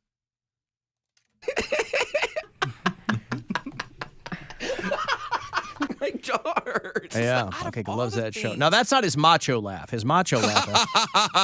That's so funny. Right, it's his macho laugh. It's just so funny what will gain followers, what will gain a fan. Me laughing at 600-pound life is what's won this person. That's what that guy said. I was on the fence about Poundcake, and then I heard him laughing at fat people, and now I want to party with him. But it's not fat people. It's 600-pound life. That is, you are the 1% of fat people. Like starting to be more like 2%. Well, and we're exporting obesity around the world, right? It's not just Americans anymore. They said like 53% of people globally will be obese in a few years. The Friday get down to 400 pounds. There you go. The Bill Squire Friday get down to 400. Now, Cody, would you laugh? Is your laugh contingent on how many pounds? Like when they lose the weight, do you just kind of chuckle? Is there a full-on guffaw at 600, but at 500 it maybe is downgraded to a chortle? No, man, I'm genuinely happy for them when they make the weight and they really want it. When they want it and they lose the weight, I am supportive. I'm like, wow, like they were gonna make full use. They're gonna take full advantage of this experience. But when they purposely don't make weight and they come up with the excuses, mind you, this was in the time where I wasn't my thinnest and I was ordering Uber Eats. So me and my roommate would order like a feast from like Panda Express. We would have a layout of Panda Express and like, he's not gonna make the weight, I guarantee it. While you're sitting there stuffing your face. Like I'm telling you, nope, he's just hiding snacks in his headboard. And then, I just want to be a blob and watch TV. I'm like, that spouse of his, she's an enabler. I don't trust her. And they're going to see, like, let's see if he makes weight. We would place bets. We would stop. I'm like, okay, I bet you an egg roll, this person's not going to make the weight. It was like, and we would guess the weight. Whoever was closest would get the egg roll. So that's why I would laugh. Yeah. We would make it an event. I think I'm going to watch it tonight. All right. Hold on. Had to finish my gummy worm. Oh. See, had he him eating during his podcast. Had he listened to that podcast, it probably would have been on the other side of the fence. Right. You don't have any plans with your new man, or is that over? No, we're gonna hang out this weekend. Over already? Oh, okay, good. Are you gonna pull an April Fool's prank on him? Give him a false pregnancy test. I'm pregnant. Guess what, bitch? You knocked me up. No, because I didn't have a Valentine, but I will have an April Fool. Be careful on the April Fool's jokes. All right. Yeah, no, we're hanging out this weekend. I'll be out and about downtown. Oh, you will? Oh, you'll be wildin' this weekend. Look for Poundcake. Out in the streets. This weekend. You going to be on the east side, right over here on 9th? Or are you going to keep it to the west side? We have plans to be on east side and west side. Oh, all right. And then later on in the evening, you'll probably want to hang out on his south side, Bill. Did you see what I did? Yeah. His south side. Well, that means his wiener. Yeah, I just want to clarify, we are still in the courting phase. We are not steady yet. We are not going steady. Courting phase. People don't court anymore. We're still talking, He's a gentleman caller? Yes. He comes up. He's not my man's yet, per se, but ba-da-ba-ba-ba, I'm loving it. Jesus Christ. I thought Southside was bad. All right, listen. Godspeed, you Black Emperor. I hope it goes very, very well for you this weekend. I've got to take a break. I will have, you want to go see that Metallica? They're doing this in theaters. The night before 72 Seasons drops, the new album, they're doing a listening party for it in movie theaters, and they'll do one here in Northeast Ohio. I will have the last pair of tickets for you for that coming back. 35192 on a text for anything else. The Alan Cox Show on 100.7 WMMS. And everywhere you go on our free iHeartRadio.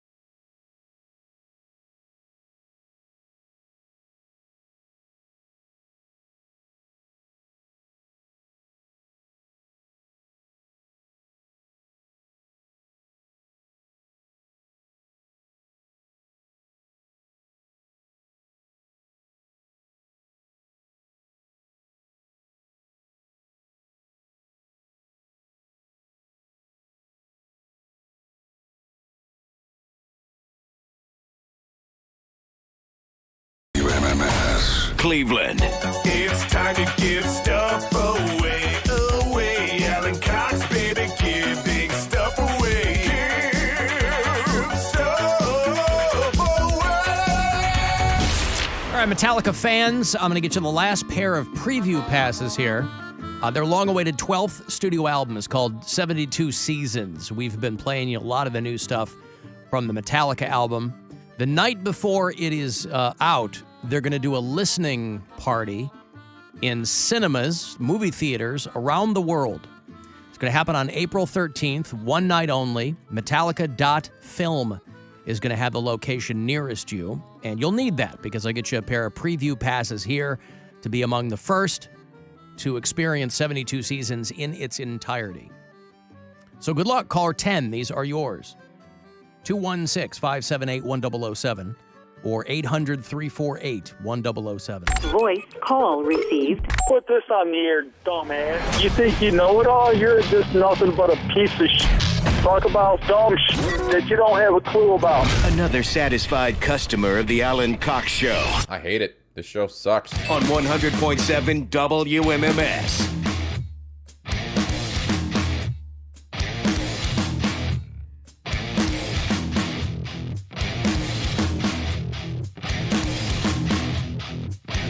Still sending people to that Metallica Detroit show.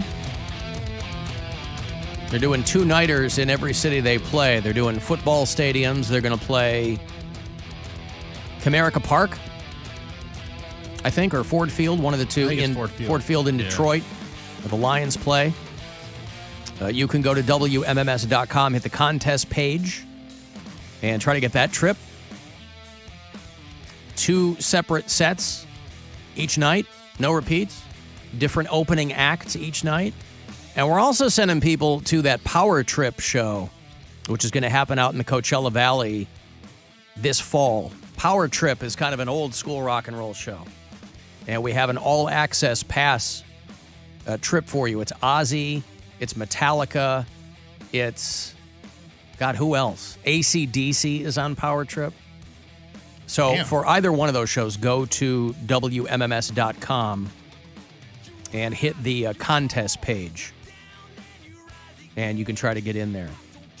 If you're watching the show at AlanCoxShow.com, thank you so much to Getty Shikiti for helping. I had to be careful with that one. Getty Shikiti for helping out in the video department back there today. We'll get to the Bill Squire Friday Get Down a little bit later on. That's how we officially get the weekend underway around these parts. Guardians are shut out for the season opener in Seattle yesterday. They'll get 2 of 4 in that series tonight. 10-10 here on WMMS is your first pitch. Your Cavaliers will be heard on WTAM 1100. They are here in town tonight to play the Knicks at 7:30. So that Cavs Live will get going 30 minutes prior over on TAM. And we're down to the last few games of the regular season. Knicks tonight, Pacers Sunday, back-to-back in Orlando against the Magic, and then they end here at home a week from Sunday against the Hornets. So last few games, and then we'll have that playoff information for you about when and where the Cavs are going to be doing what. Sacramento Kings are in the postseason. They had the longest postseason drought of any U.S. major professional sports team. 16 years. No postseason action from the Sacramento Kings. But they're in the playoffs now. So they're very happy about that out in Sacramento. Another reason to enjoy being in Sacramento, I guess, is them being in the postseason. Good for them. It's been a long time. I've never met anybody outside of California who's like, oh, my team, Sacramento Kings. It's one of those teams that they do have a rabid fan base within the city, but I mean, it's just been so hard to be a fan for so long. Right. That they're finally getting excited about it again. Well, plenty Mike to be. Brown, you know, he's such a good coach. Oh, right. I forget he's their guy. Yeah.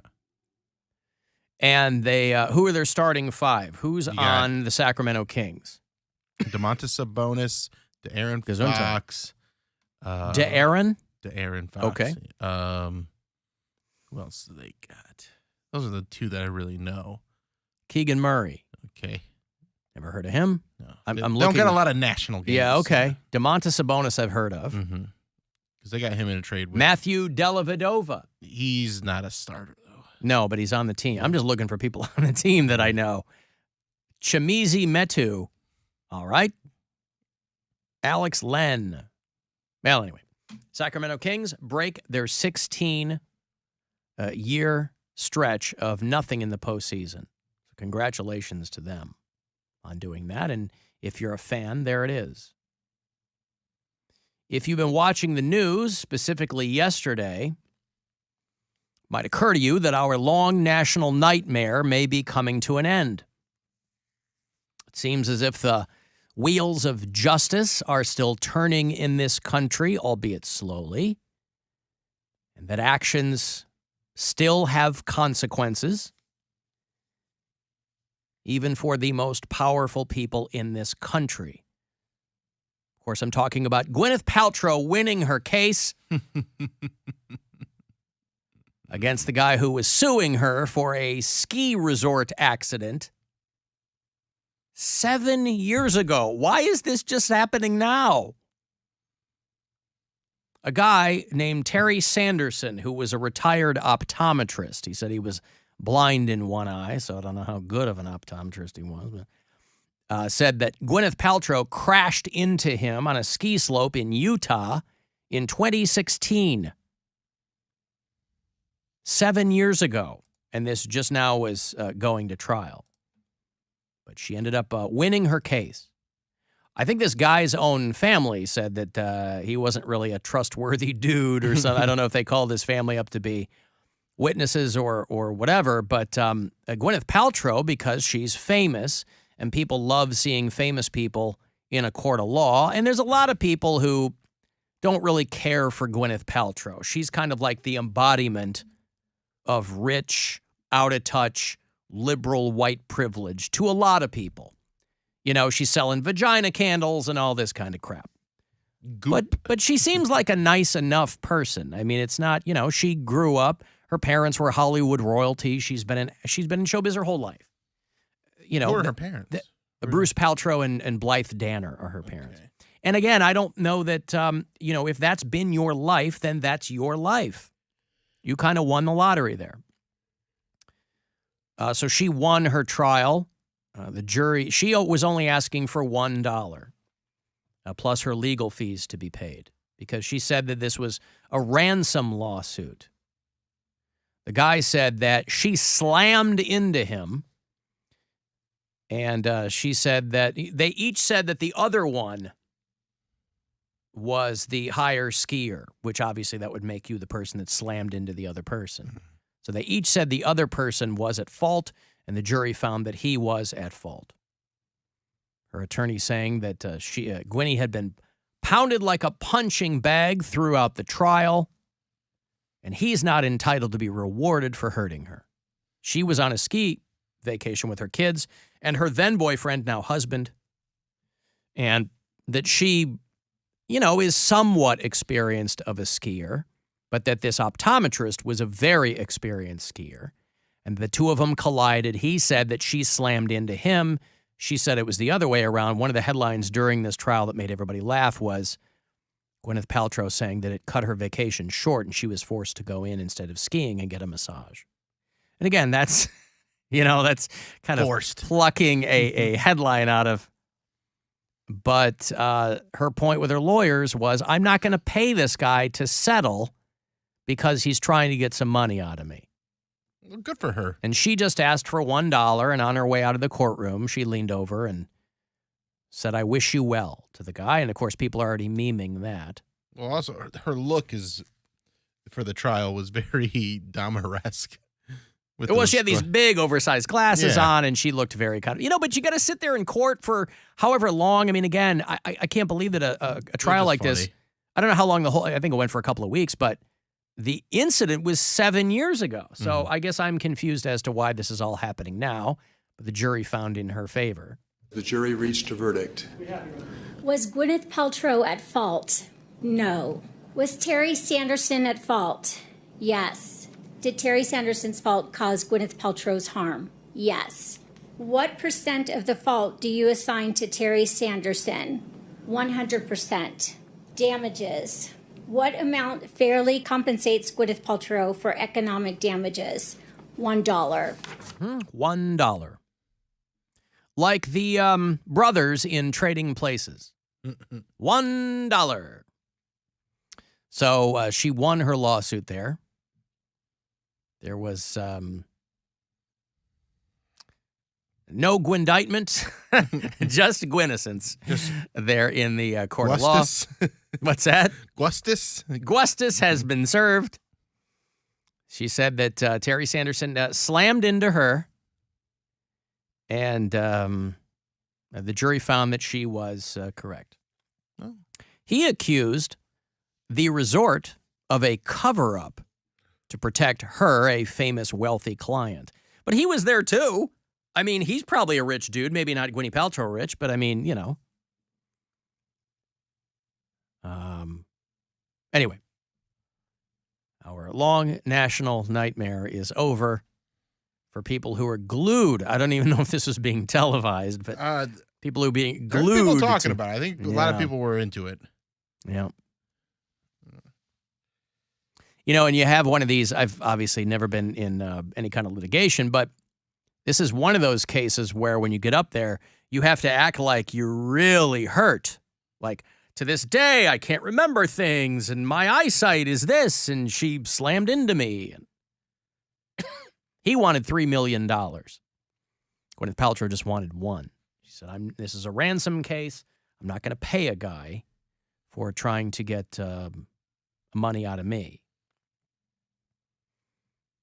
He doesn't tell his doctors that he's flying all over the world and he's biking and he's the poster boy for fitness at age 75. So that worked against him, too. Oops. Her collision cost her half a day of skiing, and that's when everybody started trolling her that she had to go back inside and get a massage. I mean, her bill that day at the resort, they said, was $9,000. So if you're spending that kind of, and again, you're there with your kids. You're trying to have a good time. $9,000 at this ski resort in Utah. And again, on her way out, she wished him well. She said, I feel very sorry for him because it seems like he's had a difficult life, but I didn't cause this accident, so I can't be at fault for anything. And the jury said that the guy seemed much more evasive in his testimony. He wasn't able to give direct answers and things like that. So I think, you know, there's a lot of people who probably rightly assume that a celebrity, you know, would settle just to be done with it, and maybe that's what he was counting on, but he didn't count on Gwyneth Paltrow. I mean, her kids are teenagers now. Her kids with Chris Martin. They're not little kids anymore. Yeah, because it's been 7 years. 7 years. That's right. He originally sued her in 2019 for $3 million. And I guess it just dragged on, or I don't know what. Alan Cox Show After Hours line. You're always welcome to leave us voicemails there if you like. It is 216-986-8903. Hey, Alan. I'm just calling hoping you can do me a favor. I know when people ask you to stop doing something, it just makes you do it more. So I'm not expecting a positive outcome from this call, but I figured I'd give it a try anyway. I'm a podcast listener, so I'm a little behind, and the number could be higher than this by now. But so far, there have been 4 Jenna voicemails you've played with the R word in them. And I'm just wondering why you're choosing those ones to play, Alan. You've said that she leaves so many voicemails. You've got tons to choose from. And so far, you've played 4 of those that have the R word in them. And I'm just hoping that maybe you'll reconsider and stop playing the calls where she says the R word. Yeah, that's pretty much it. In the words of Bill Squire, Alan, do better. I don't know why you're choosing to play those ones. Thanks. Love the show. Is the R word her going, "Rrrr"? Is that the R word? No, I don't think that's the R word he's talking The R word? Is that what he's saying? I see. No, of course he means when Jenna calls herself a retard. By the way, just because Jenna leaves a lot of voicemails does not mean that I have a lot to choose from. It's a quantity versus quality issue. It's why I don't play her every day. She leaves me a lot of voicemails, but why can't Jim leave me alone isn't a compelling voicemail. So, yes, she leaves me a lot. But she calls herself a retard. Listen, I'm with you. I don't like that word either. It's gross. But I'm not. Why am I going to censor her when she leaves me? That she can call herself whatever she wants. She's called us live on a number of occasions and said that. I don't dump her. Yeah, not recently. I wish I was queer. I don't. Why am I going to? She's living her truth, man. She can call herself whatever she wants. So, you're right. A lot of the voicemails she leaves me are this. Her growling. Right. That's not quality, it's quantity. So, tell her, don't tell me. What'd you say, Cody? I miss her. She hasn't called live in a while. She leaves a lot of voicemails. Yeah, she hasn't called live. So it's not me specifically playing those. I'm just looking for wheat among the chaff. And it's not up to me to tell her what to say. I wouldn't tell anybody what to say. Did you see the Poundcake? I thought of you. Did you see the story about the OnlyFans judge? What? They're calling for his disbarment. I just talked about this in my podcast. But go ahead. I thought you hadn't seen it. No, I'm talking about situations like this in my podcast. I'm assuming, I don't know, I did not hear the story, but I'm guessing there's a judge that ended up having an OnlyFans. Yeah, this is a city judge in New York, a guy named Gregory Locke, who's 33, charges fans $12 a month on OnlyFans, opened an account in November 2020, and they found out that he had been moonlighting, I guess. I didn't realize this is something that could get you disbarred. What's moonlighting? Well, Bruce Willis and Sybil Shepherd were really kind of night and day, and moonlighting is like a side hustle. Oh. I thought that was like a sexual term. I was like, what's moonlighting? It's when he shows cheeks. Yeah, I was like, yeah, he shows his butt cheeks. In no, he apparently has another X-rated account on Just for Fans. Yep, which he charges $10 a month. But I guess I didn't realize. I thought you had to do something illegal to get disbarred. I'm sure the lawyers in our audience can probably get me hip to this, but I don't know if they're saying that it's a moral thing. I don't know what. Conflict, but this is. But it's not illegal to be on OnlyFans. No, but it might. And if it doesn't affect your ability to practice law, it might be a conflict of interest, and it might mess with your judgment, I guess. But this is what I was talking about in my podcast because Black China changed her name to Angela White. She got saved. She stopped her OnlyFans, and I was saying, can you? The saying is like you can't turn a hoe into a housewife, or you can't, outlive your thought. Once a thought, always a thought. I don't believe that. I said there's going to come a day, just like when tattoos were frowned upon, saying like, oh, well, if you have tattoos, you're not going to be able to get a decent job. I'm like, my bosses now have tattoos, so that's not a thing. But it's not a thing. There's still a stigma to that. We were talking about this before, and all these tattoo people hit me up. There is. Not as much, but there still is. I'm telling you. Okay, well, still. All the tattoo people hit me up and go, there still is, and you know it. If you're covered in tattoos, you know that. Okay, well, the stigma's not winning. I'm not even less so, but there still is. Maybe covered in tattoos, there might be a stigma, but if you have a tattoo, it's not frowned upon anymore. And no, it depends on where it is. If it's on your wrist, nobody cares. If you have full neck tattoos and you're trying, I'm telling you, that's still a thing. Well, I'm just saying, people will tell you it's still a thing. Okay. Well, let me show you this guy though. We're kind of getting off. Here's the judge. Ooh. There's a couple of his thirst trap pics there on OnlyFans. Why subscribe cover to his that up OnlyFans. with a robe? Jesus Christ! I would subscribe to his OnlyFans. He's a judge. He hit me with his gavel. What the hell? So his bio says, white collar professional by day, very unprofessional by night. Always raw, always slutty is what he said. This guy's a judge. Yes. I love it. He makes poor judgment. Ooh. Well, it's not, though. It's not illegal. I don't get this. It must be an ethics thing. I don't know what. He had dozens of images and videos, hardcore pornography, orgies, and, oh, God, instances of him drinking the contents of what appear to be used condoms. So he's gay. You think? He didn't have to be gay. Here's his. The guy's on LinkedIn, by the way. Here's his LinkedIn pic. That's him on LinkedIn. Yes, sir. And he's a city judge in New York, and they're talking about disbarring him. Your Honor, they're jealous. They are jealous. There's haters. They are jealous. And by the way, the guy was like a judge, like his cases were like parking tickets. Yeah, this doesn't make any sense. No, I don't understand it. I think it's like, it must be like an embarrassment for the city or something. But I'm telling you. He can lose election. I mean, but he has to be elected. But no, not for something like this. You can be appointed, I think. Nobody's running for parking judge. Well, he should not be disbarred, but if they don't like it, they can kick you out for whatever they want. So if it's an ethics thing, then... One of his videos, he said, I was never going to focus on work if I didn't let this out before he started whacking off on camera. Ooh, I'm gonna... What's his at? I'm gonna at him. I find him. His name's Gregory Locke. I haven't subscribed to an OnlyFans in a minute, and I was looking for my next, victim.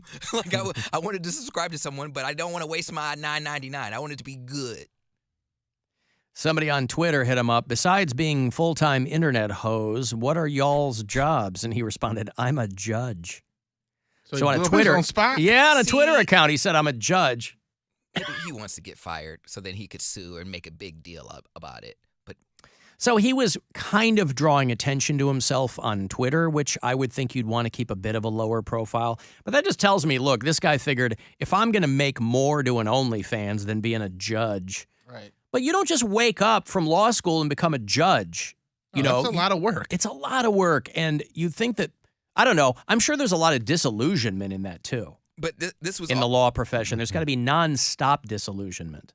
This was my point just with the podcast, just really quick, and then I know you want to get to your point, but I was just saying there's going to come a point when the stigma of having an OnlyFans will go away because there's going to be someone in a high-ranking position, a high-profile job that has one, and they're like, oh, well, it's no big deal. Or they get hired and they find out years before, like to pay for tuition. I know, but that's still a long ways away where there's going to be, when we're just going to take it like as written. OnlyFans isn't that old.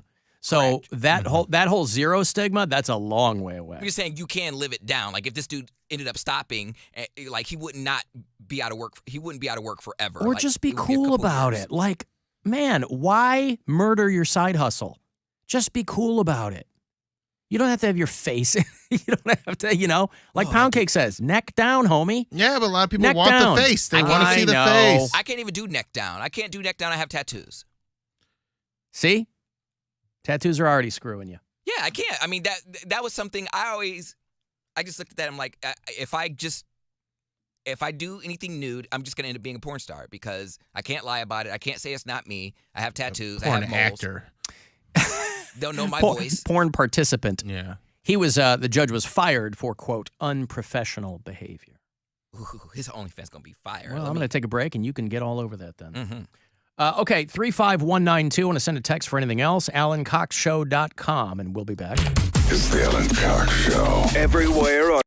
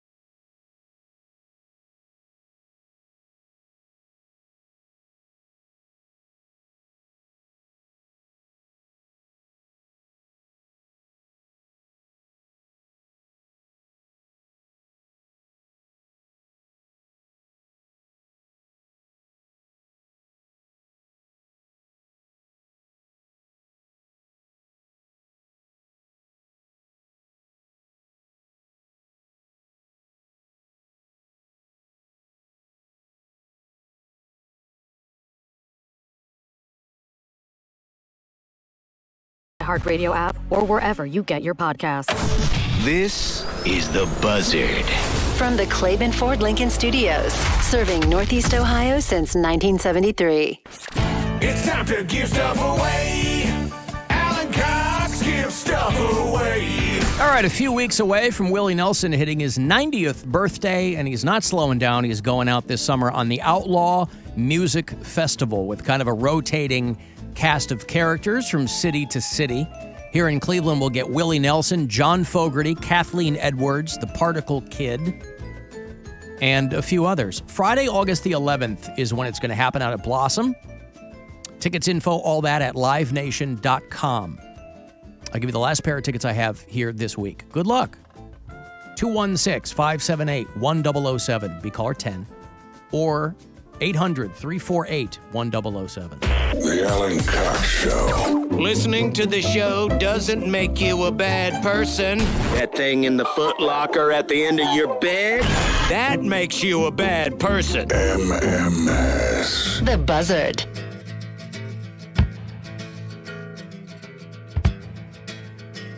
I gotta run to keep from hiding.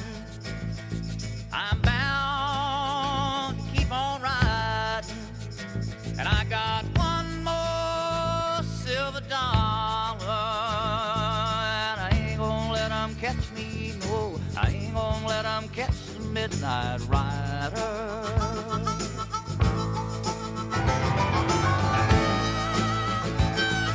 Literally turned 90 on the 29th of April, Saturday the 29th. Willie Nelson. How long can Willie go? I don't know.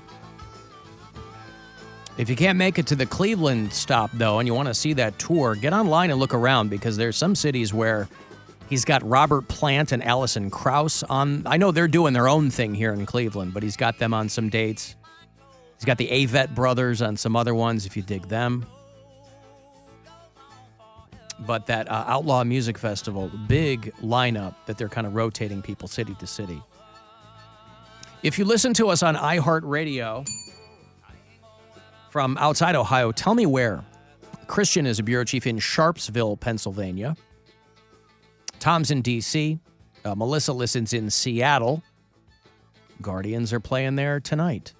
Derek is in Houston, Mississippi. Diane is in Inverness, Florida. Julie listens in Rockingham, North Carolina. And you can always leave us messages there on that talkback button, too. Hey, Rover was talking this morning about layoffs. And I was really sad because it wasn't you. I really thought that maybe you got kicked out there because of all of your stupid content and your stupid metal show that you got on Saturdays. Yep. All right.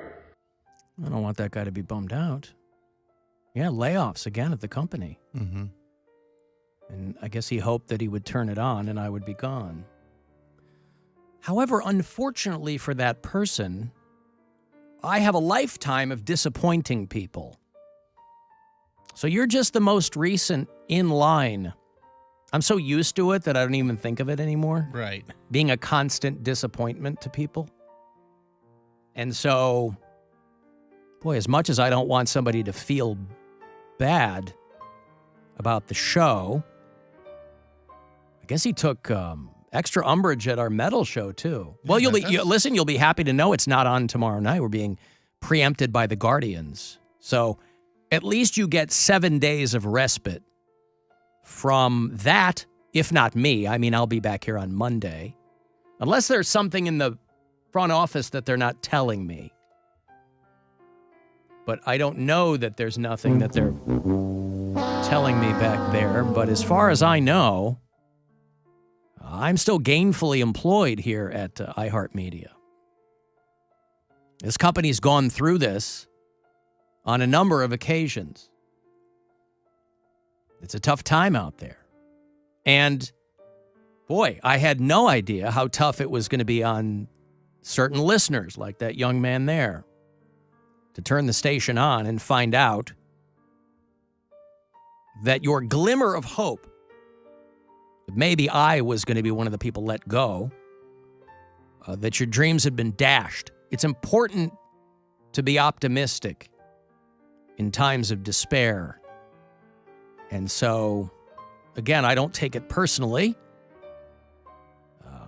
but for you to turn this on and find out that I'm still here, boy, that's no way to start the weekend. And then to find out that I'll be here again on Monday. Man, that is a 1-2 punch. There it is. So I feel your pain. We will officially start the weekend, however, in a little over 90 minutes, and then I'll be out of your hair for a couple of days. If you're looking for something fun to do this weekend, since 2 hours till midnight isn't on, the Guardians are playing late. Why not come to the Funny Stop in Cuyahoga Falls? Get your tickets at funnystop.com. Or if you're downtown, maybe you're going to take in a Cavaliers game. Keep your head on a swivel for young Poundcake on one of his dates. Oh, yeah, they're playing the Knicks tonight, right? Playing the Knicks. Alan, I saw Willie Nelson a few years ago, and it was a little off-putting to see how lost he would get in his songs. If you ever see Willie Nelson off his game, I chalk it up to him being high. Mm-hmm. But he is such a professional smoker that even that's unfair.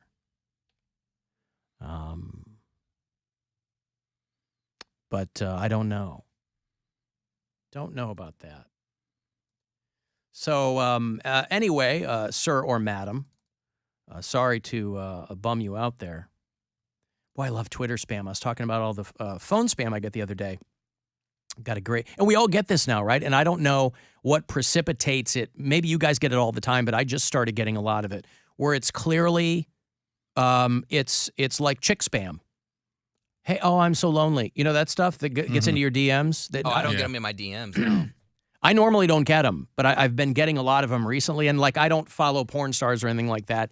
But boy, I love, because there's always like broken English and misspellings and things. And boy, it's so fun. I get them on Instagram. Like, it's always like love, sex, whatever. And it's in her name, XXX. And she's like, It's not even photo. It's not even that overt. I mean, because I guess there's in Twitter, there's like a hidden folder in your DMs or something. And because I never go into it.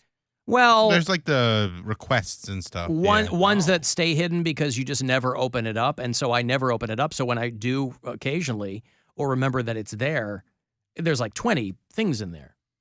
Hey there, it's midnight here, is what this girl said. And then there's a moon emoji. I lost my sleep. Not I can't sleep. I lost my sleep. Lost my sleep. Yep. That sounds actually kind of cool. That sounds like good lyrics. Well, maybe it's a lyric that she's trying to get me hip to, and I didn't know. It sounds like a Linkin Park. Like they have all these new songs that they're coming out with for the box set for Meteora. Right. I lost my sleep. Yeah, anytime a band goes, here's some stuff from the vaults, you go, okay, what you're telling me is this is a song that you didn't think was good enough to release the first time. But boy, that Linkin Park, it's all strong. It's all strong. It's not bad. That Lost song, so good. So good. It's midnight here, this girl says. I lost my sleep and was thinking if I can share something that I won't talk with people close to me. You know, keeping a secrete is hard. Keeping a secrete is hard. S-E-C-R-E-T-E. Yeah. Keeping a secrete is hard, let alone I was struggling with how I may do with it. I don't want to be annoying, but if you once had a broken heart, or you are kind to listen to, I wish we could be shared on Telegram, there's your giveaway, for privacy, and here is my ID. And, of course, I felt bad, so I immediately Venmo'd her $5,000. Was I not supposed to do that? That's very kind I of you. think that's what you're supposed to do. I think it is. Good job, bud. Okay, good. Well, weird thing is I haven't heard from her since, so I'm wondering if maybe that was the wrong thing to do. Huh? Do those bots actually want money, or do they just fish for other information? I don't know. I don't know. Yeah, some of them, well, I don't know. The ones that I get, the spam I get, they're not asking for money. They're like, find me on Telegram and let's chat. I guess what I assume is that if you did do that, then they'd start asking you for stuff.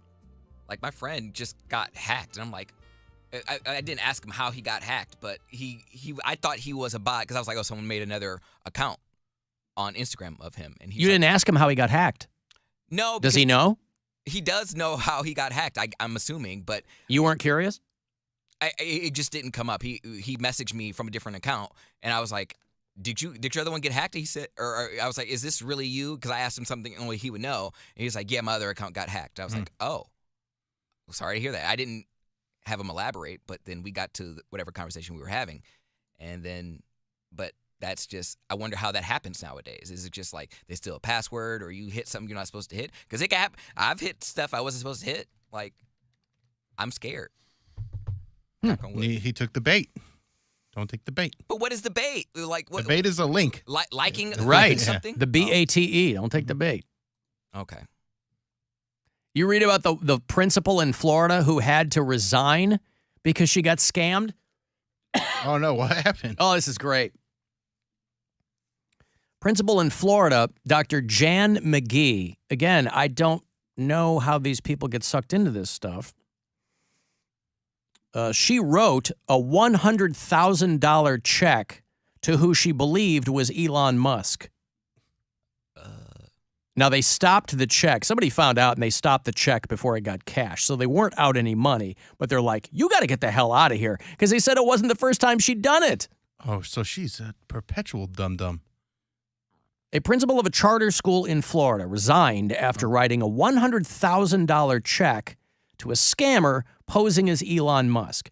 Over the years, this woman has tried to get Elon Musk involved in their school. She was a principal of the Burns Science and Tech Center charter school. She's the first and only principal they've had. Since this school opened, she's been running it. And it was a well-thought, she and the school were pretty high profile. It's an A-rated school. And she was very well liked, and they thought that she was great at her job. She said, I'm a very smart lady, I'm well educated, and I fell for a scam. And she told an audience of parents and faculty that this happened. They were like, you gotta go. Somebody she'd been talking to for at least 4 months, despite her staff telling her that she was being scammed. She claims that he groomed her. Damn groomers. This woman's probably 60 years old. For years, she talked to anybody who would listen about getting Elon Musk and his money involved in her school. I need his money. And she thought she had finally gotten Elon Musk to pay attention. So she wrote 100,000. This is the thing. We've all maybe been on the receiving end of one of these scams. Hey, if you send me a check, I need that for processing. Go to the cash exchange and I'll mail you a check for $1 million. But you need to send me money first. I love it when they say, I can take payment in the form of a Visa gift card. Right. iTunes card, any nonsense, anything, right? Just collateral. Yeah. But you have to send me money first. And that sounds like that's what this was. She believed that she was making the check out to one of Elon Musk's advisors, matching funds with this guy, and then he told her that he was going to give $6 million to her school. She had authorization to write a check out of the school account up to $50,000, but no more than that. Well, she went above and beyond because she was so sure. Listen, she was looking out for the school. She's like, oh my God, if Elon Musk is going to give my STEM school $6 million, that would be amazing. But the business manager got wind of it and stopped the check. And this woman had to go in front of everybody and go, I'm sorry. I have to, you want me to leave, and I have to leave. Her husband is also a teacher at the school, and her husband has also resigned. The school board said this was the only way that it could have gone because nobody is going to trust you anymore.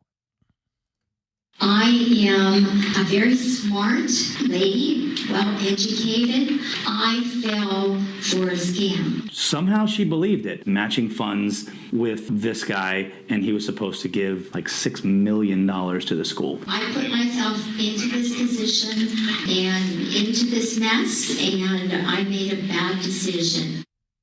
Why wouldn't you just go to the board and go, hey, look, this could be great for the school?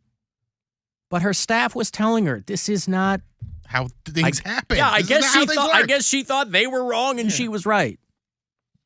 So now the board is doing a national search for a principal, and there's going to be, I bet, a couple of extra questions in the interview from here on out.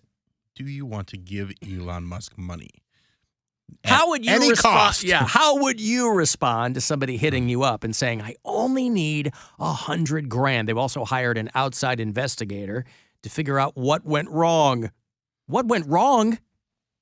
What if we find out that she was in cahoots with the Elon Musk fake account, and it was her way of trying to like steal some money? In cahoots. You think so? I'm not saying it's impossible. I guess I'm not saying like that's what I think is happening, but I think it's in cahoots. We might find that out. Well, Dr. Jan McGee is out of her STEM school in Florida, and who knows if she'll be able to get another gig. But she's another educator who, by all accounts, was great at what she did, just not good at avoiding internet scams. I think it would be wild if Elon Musk ended up giving that school $6 million. That's what I was going to say. He's going to be like, oh, I didn't notice you then. But that's I what she noticed you now." wanted. So, you know, been a Pyrrhic victory. I got a break here. If you want to send a text for something, 35192. To do that, AlanCoxShow.com for everything else. The Alan Cox Show on 100.7 W.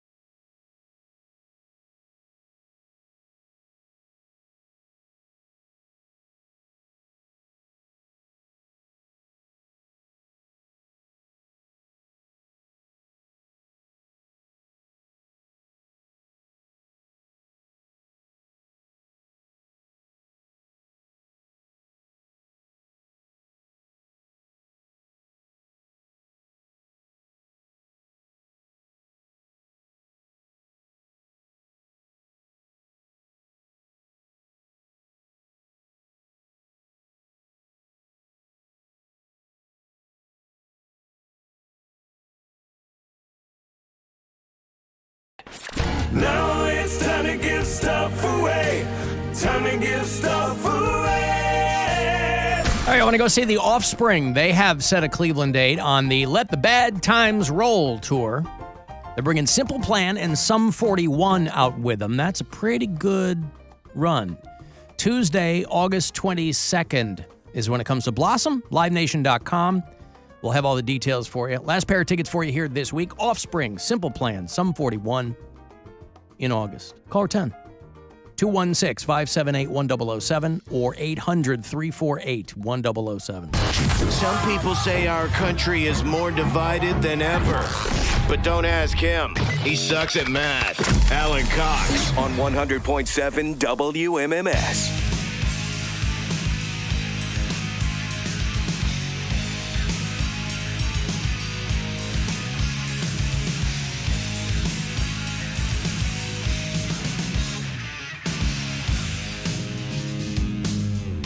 $35192. Want to send me a text. AlanCoxShow.com for all of your pictures. Thank you again to Getty Shakitty for helping out over there. Bill Squire, Friday Get Down around these parts is how we start the weekend. We'll get to that in a little over an hour. And then you got Cavs and Guardians playing tonight. You'll hear your Guardians here on WMMS, still in Seattle, so it's a late-night game. It is a 10-10 start here on the Buzzard. Cavaliers are here at home. Going to be busy downtown tonight. Cavs are hosting the Knicks. That will air on WTAM 1100. That is a 7:30 start. 7 o'clock, Cavs Live pregame will begin there. The last batch of regular season games. Knicks in town tonight, Pacers in town on Sunday. Cavs go to Orlando for back-to-back against the Magic, and then back here to host the Hornets of Charlotte on Sunday the 9th. Easter Sunday afternoon with the Cavaliers on your FM home. And then next Friday will be at Progressive Field for the Guardians home opener against the aforementioned Seattle Mariners. So I'm still ironing out what that's going to look like. For you to join us, we'll be at Corner Bar, is my understanding. But I don't think the park opens until 2 or so. So, but I will have opening day tickets for you next Friday, and I'll have more details on how you'll be able to get those. If you listen to us on iHeartRadio, tell me where you do it. I'd like to know where people listen. Brennan is one of our bureau chiefs in Nashville. Wally listens in Albuquerque, New Mexico. Kent is out in Logan, Utah. Chad is in Thibodaux, Louisiana. And Beth is in Scottsdale, Arizona. Always leave us messages there if you like. Alan, the lawyer that's being threatened because of his OnlyFans, probably is being threatened with disbarment due to moral turpitude. Not sure if you do, but most broadcasters also have a moral turpitude clause in their contracts. Hate the show. Bye. Yeah, turpitude is tough, boy, because it can be very chemically damaging to you if you're not careful. It's a solvent. I don't know what that has to do. That's turpentine. I'm sorry? Turpentine. You're doing a turpentine. I have been very misinformed. I'm sorry. No, I very specifically do not have a moral turpitude clause in my contract for reasons that I'm sure you can infer. But yeah, okay, moral turpitude. Poundcake told me, by the way, that judge's OnlyFans freaked him out. Well, I didn't look at his OnlyFans. I found his Twitter. Twitter was pretty hardcore. Just his Twitter was bad enough. So it was only a matter of time before they came for this guy. I didn't subscribe to his OnlyFans. Not that fast. Not yet, anyway. I'm trying to lay off. He has a bad date. He's going to go home and console himself with some under the robe action. Correct. Like I'm trying to conserve myself for a man. I'm trying to lay off the porn. I've been really hardcore on the porn lately. But what I did. What does that have to do with anything? Because I was trying to not. You're trying to not blow it out or what? Yeah, he's saving up. What do you think? It's like wine? You got to let it age? Yeah, I think Get it out of you. No, I think I was watching too much porn. I was. How much is too much? Where I always enjoy curious watching, when people say too much porn. Well, when I I was falling asleep to at one point. No, I was having when I have sex, like I enjoy watching porn more. Like, not recently, but I'm saying in the past, I'm like, oh, I can see better stuff on porn. I don't care about having. So you're purposely withholding the porn so that you can acclimate to a human being. I think I would have a better connection if I lay off the porn. I'm not saying I will lay it off completely, but just not so much. Okay. I was tossing off every day, and I was doing it to porn. I don't think every day is too much. It depends on how long you're doing it, and that would be. What do you mean? How long? How long does it take you? It depends, but like that would be my vice. Like I don't really smoke pot all like that. I don't really drink. I feel like if I were to have a vice, it would probably be porn. I was addicted to porn. Well, there's no such thing as sex addiction or porn addiction or anything like that. But what I'm if saying I had is, one, it would be porn, probably. What I'm saying is, it's the guys who are like 4 or 5 times a day. That's a whole other thing, I don't have time to right? do that. That's right. Once a day. Now, again, you know what's too much for you. I was just curious what you meant. Well, I'm just saying you're laying off because you're trying to connect with a human. I couldn't pop with a normal person, no matter how hot they are, no matter what nasty stuff we're doing. But when I watch porn, it's more of a comfort zone. It's a mental thing. That's why I asked Dr. Berglund, I'm like, can that decrease your sex drive? Like when I'm in the moment with a partner, a lot of times, not always, but a lot of times it's like I'm not as pent up. But when I get to watch, when I see a new porn in front of me, or like a guy that I can see naked or on OnlyFans, I'm like, ooh, this is exciting. Well, and again, I don't think that's uncommon, as I'm sure Dr. Berglund told you. But why couldn't you recreate those things with your human? I can, but it's not. But I'm saying when I was so used to during the pandemic, I wasn't really with anyone, or like I go through these long periods of times where I'm not in a relationship, I'm not having sex on a regular basis. Porn was always there, and I could get as nasty as I want. I can have them do what I want. If something does not satisfy my interest, I can just click on another video, and another one might. That's not real life. So when I would have these, relationships with these dudes, they would be like, oh, do you like that? I enjoyed it. I just didn't finish. And I was like, I want to enjoy sex again. I want to finish. I want to finish. The only time I finish is when I'm doing it myself to porn. And I want to stop that. So it's one of our many gay categories. We have our bears, our queens, our daddies, our sugar caddies, our maple smoked sausage patties, our Belgian waffles, and of course our six tops. Fun fact, those last 4 are just things that are in this room. But you believed me because you are stupid. Wow, and what, pray tell, are you? I'm a soft butch. And I saw the guy's Twitter, and he just did some things that are not my thing. I'm not kink shaming, but it's not my thing. I was never a big fan of golden showers. It's not my thing. It's not my thing. So it doesn't have to be. That's what I'm saying. Right. I was like, oh, okay. Well, yeah. He has a really hot body. You find the key that's going to unlock your lock. Yeah, I enjoy seeing him naked. There are some videos I probably will watch, but I don't know if I'll subscribe. I'll just get the little 30-second clips on Twitter. Well, I guess we've solved that mystery. Yeah, I was happy enough at the beginning of the conversation. I didn't need the explanation. I always like the explanation. Yes. I do. No, I ask a lot of questions. That's why I was quiet. I like granular detail is what I do. I am not gay. I have relationships with women and sex with men. And I got news for you. That means you're gay. I'm so upset at myself when I had iced tea on last week. I about forgot. We were having such a good rap that I forgot to ask him about that. Not ask him, but just like allude to that clip. Love it. All right, so let me throw this at you. Yep. A guy, okay, so, I don't know where this is. Florida, Tennessee, I don't know where it is. A woman is in her husband's car. This guy put the whole thing here on TikTok. His wife finds another woman's checkbook in his car. He swears he has no idea whose it is, how it got there. Obviously, she's suspicious.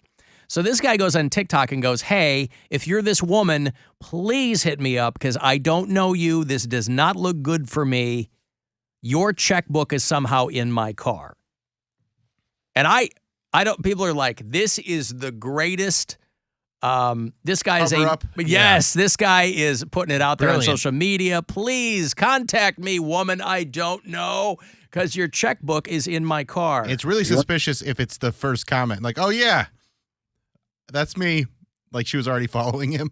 Right. If your name's Jessica and you live in northern Colorado, I need you to check your voice. Oh, Colorado. Sorry. He says right there. Jessica, and you live in northern Colorado, I need you to check your voicemail right away because I have your checkbook. My wife thinks we're having an affair. She goes into the center console, and guess what she finds? A checkbook. Not mine and not hers. It's yours, Jessica.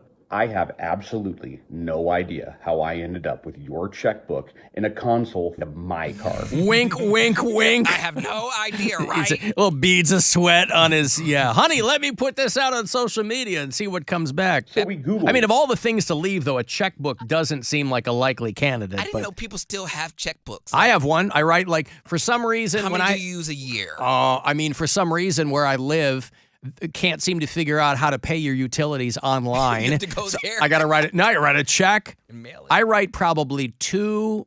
The pediatric dentist doesn't have an online thing where we send our kid. So I write probably 3 checks a month. No credit card or debit card? Nope. That's crazy. It's amazing how many places still don't, or if they do have an have a lot of online old thing, people. they can't figure it out. Like Yeah. their website, you'll click on it and be like, they have the option, but it never works. I have So not written, there's a lot of places that still don't have online payment. I haven't written a check in a few years. Though, I have a checkbook, obviously, just to know what my accountant stuff is. But I can't remember the last time I wrote I mean, a when check. we were still renting, that would be the only check I would write every month was a rent check. Last check I wrote was for a wedding gift. Yep, And I just that was- wrote one of those too. But I don't even think of, I don't even But I haven't include paid, that. Yeah, I haven't paid anything by check in years because Everything's online. when I first moved into my condo, I was paying with a check for my HOA, but that was soon after I moved in, they got an online portal where I can pay. So now I just pay online. Yeah, I've emailed the city. I go, hey, is there a way I can do this online? No, still checks. Okay. I mean, it's no pain in the ass. It's a little bit of a pain in the ass. Well, I'll go through a book of checks in a year. It's not that big of a deal. Seeing as how we all used to go through checkbooks all the time. Right. But it just seems weird because I'll get a statement for something and I'll look at the bottom for the web address and it'll say, return this portion with your check. Really? To a doctor's office. Okay. Well, anyway, this guy, woman's checkbook is in his car. Wife doesn't believe him. I mean, I'm playing you a little clip here. His whole video, he's like, my wife, 25% is suspicious. He goes, she's not freaking out, but he's like, it doesn't look good. Please hit me up. You work in the same town I teach in, which is not the same town I live in. Do you see how bad this is looking for me? I need you to just check your voicemail so we can figure out where we somehow crossed paths, or not even we, you and my car, so that I can clear all of this up. Yeah, you work where I work, not where I live. Please. So obviously this blew up. Half the people were like, bro, this is a master class in pretending that you don't know this person. Is there any item that a female can leave behind that wouldn't be suspicious? Maybe like a water bottle or something that is Well, it depends on what your gender-neutral? situation is. I mean, I remember years ago when when Gwen and I were each living alone. So is she a grandma? Huh? Because that's A checkbook, yeah. That's who still carries around a checkbook is an older lady. Like she's not 25. Well, no, there's a happy ending to this. Okay. They found the woman, and she looks like she's maybe early 30s. She probably sat in the car on accident thinking it was hers. He probably left. Well, but everybody has. I mean, again, we might not write a lot of them, but everybody has a checkbook. Yeah. I don't carry it around with me though. Mine's always in my backpack. That's so gay. Good too. No. Yeah, grab one. Did you say it's so gay that I have my check? You got a clutch too? No, but my backpack is like my mobile office. So it's like if I have to, I don't want to run around my house and go, where's my checkbook? Remember when we had an office? Oh, those were the days. Those were the days. Is your social security card? My office used to be my mobile office. Mm-hmm. Huh? Nothing. Anyway, they found the woman, or she said, hey, this is me, and there's an explanation. But again, I don't know what to make of it. It really is amazing if the two of these were doing something. This is a great way to go about it. Hey, woman I don't know. Mm-hmm. It's Jessica. I live in northern Colorado. I never answer my phone. Hey, we found Jessica. After texting back and forth all morning, the best we can come up with is that our kids go to school together. She maybe parks where I park because I teach next door. It's the best we got. So this afternoon, I'm going to meet up with Jessica, take the whole family over. She has goats, and so we're going to play with them. She's getting her checkbook back. And while half of the 15,000 comments and growing on this post are convinced that I am like the world's greatest infidelity mastermind, sorry to disappoint you guys. That still doesn't explain Still why sus, her bro. checkbook is in his car. If the best you have is she works next door to where I work and she must have thought, I mean, man, there's something missing here. I think the guy's probably telling the truth, but it's a wild story. Like she conceivably reached into his car and thought it was hers and just put her checkbook in the center console, didn't notice that anything else was not hers in the car. Yeah. But the flip side of that is, if you were doing something, why the hell would you leave your checkbook behind? Wild story. I don't know. Very wild. But people certainly had. I You might have guessed. People had some thoughts about this on the TikTok. It's the best we got. And while half of the 15,000 comments and growing on this post are convinced that I am like the world's greatest infidelity mastermind, sorry to disappoint you guys. So this afternoon, I'm going to meet up with Jessica, take the whole family over. She has goats. And She has goats. Yeah, because they show her. I'll show you Jessica if you're watching the live stream. This is Jessica. She's sitting there bottle feeding a goat. Okay. Yeah, she doesn't look sheet worthy. What the hell does that mean? No, but she's also not 60. Right? Right. She's on a farm. She's got I some am surprised pigtails. that she's as young as she is. Yeah. But, yeah. My name's Jessica. I live in northern Colorado. I never answer my phone. I never listen. Hey. She looks like she might be the girlfriend of the emu girl. Remember the emu girl? Remember Yeah. the emu who got real famous? Lopez, what's his name? He has super long name, something Emmanuel, something. Emmanuel Todd Lopez. What happened to Emmanuel? Because he was real sick for a while. I thought he died. No. He had the avian flu. And she lost 99% of her birds. But I think Emmanuel Todd Lopez was one of 2 birds who survived at her farm. Taylor Blake was the girl. Remember when she blew up for that? It was like white hot for like 2 weeks. She did Jimmy Fallon, and because she blew up on TikTok last Christmas. Emmanuel Todd Lopez. Emmanuel Todd Lopez. He would always ruin her shot. Yes.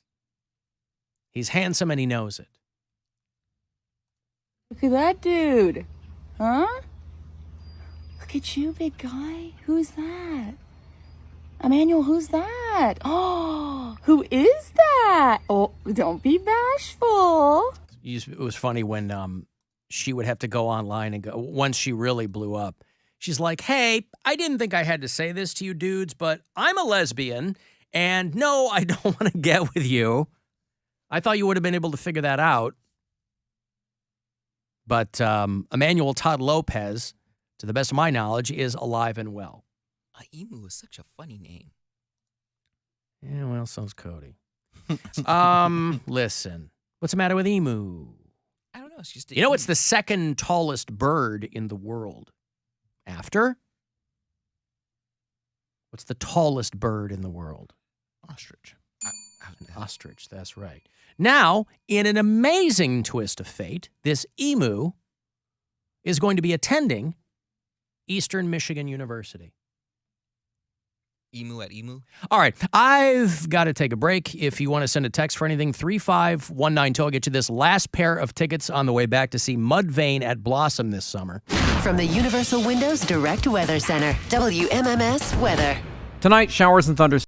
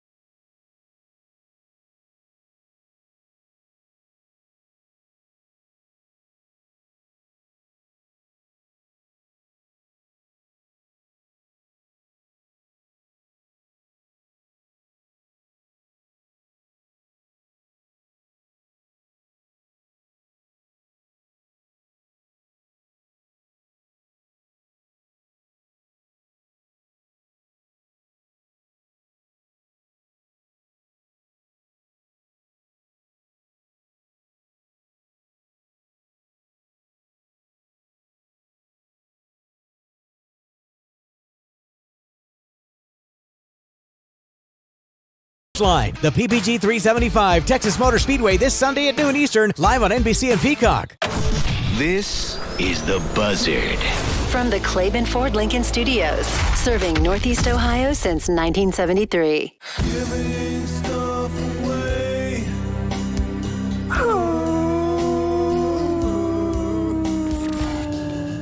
All right, Mudvayne is going back out in the headlining slot of the Psychotherapy Sessions Tour with special guests. A lot of good bands in this. Coal Chamber, Guar, Nonpoint, Butcher Babies, all of them. Friday, August the 4th, out at Blossom. It's part of the Minutemen concert series. You want tickets, all that, livenation.com for the details. Last pair of tickets I have for you here to see Mudvayne this summer. Good luck. Caller 10, 216-578-1007 or 800-348-1007. Are the days getting longer? Or does this show just make it feel that way? The Alan Cox Show. On 100.7 WMMS.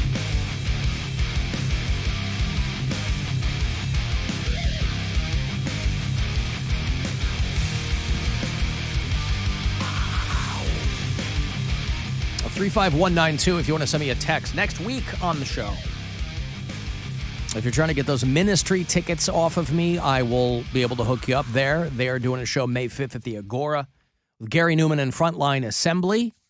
That'll be a great show. I will see you at that one. Guardians, I'll have a 4-pack for you the day after the home opener. So next Saturday, they'll be playing the Mariners. Can't get away from those friggin' Seattle Mariners. I'll get you set up for that Coheed show. You will see Bill at that one, I assume. Yeah, I'll be there. That's May 10th at the Agora. I'll be there. The new Nicolas Cage movie called Renfield looks pretty wild. We're doing a sneak peek of that. And a show that I can't tell you about, but I am very excited for. They're not announcing it until Monday morning, but I will have tickets for you every afternoon next week. It is a band's farewell tour. Oh. And it's a little off the beaten path, but I'm very excited for it. But I can't tell you what it is yet. But I will have tickets for it all next week. Guardians and Cavaliers play tonight. Cavs are at home. You'll hear that on WTAM. If you want to listen, they're hosting the Knicks tonight at 7:30. Late night game since Guardians are in Seattle. They got shut out last night for the opener. They'll play them again tonight at 10:10. WMMS, and today, the last day you can use Shamrock at CLE Clothing Company for 20% off. Tomorrow, you'll begin to use, still starts with an SH, Showers, for 20% off. So all through April. How many days hath April? I think it's a 30. 30 days, indeed. So you can use Showers for 20% off, whatever you get at CLE Clothing Company. I'm going to visit my older kids at Michigan State tomorrow. And I'm a little nervous about it. I won't lie to you. Why? Because it's very rare that I'll just go up there by myself and hang out with my kids. Normally, I'm up there for one of my daughter's performances. She's at the School of Music. Or I'm up there in kind of like a more administrative capacity, like somebody's moving or I'm helping out with something. Usually my ex-wife is there, or it's me and Gwen and Nora are up there and we're all hanging out. It's been a while since I've just hung out with my older kids. And I want to do that, and I know they're happy I'm coming, but I always also never want to feel like I never want them to feel like I'm in the way.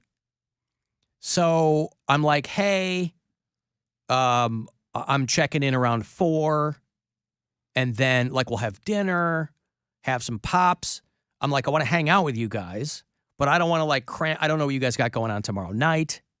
Like I didn't know if my son had a DJ gig or anything like that.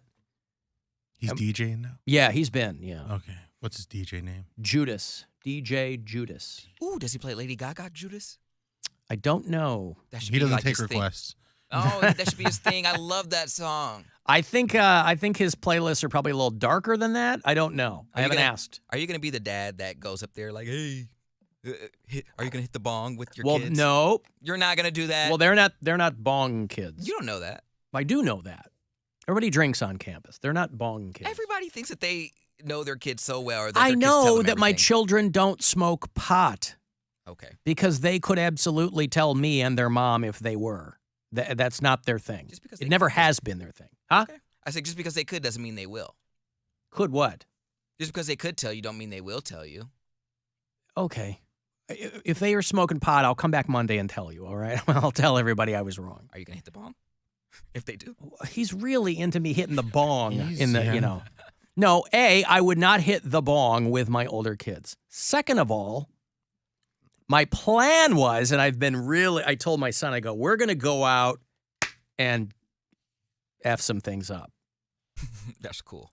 But I don't know that that's going to happen. Because, again, I don't want to get in the middle of what they might. I'm going to be there all day Sunday because my daughter has a performance Sunday night. So I'll be there all day Sunday. And then, I won't get back home till like midnight Sunday night. But they're like, no, you're like overthinking this. And I'm like, okay. Because I definitely don't want to be like dad in the bar. I don't want to be that guy, but I also don't not want to be that guy. Right, yeah.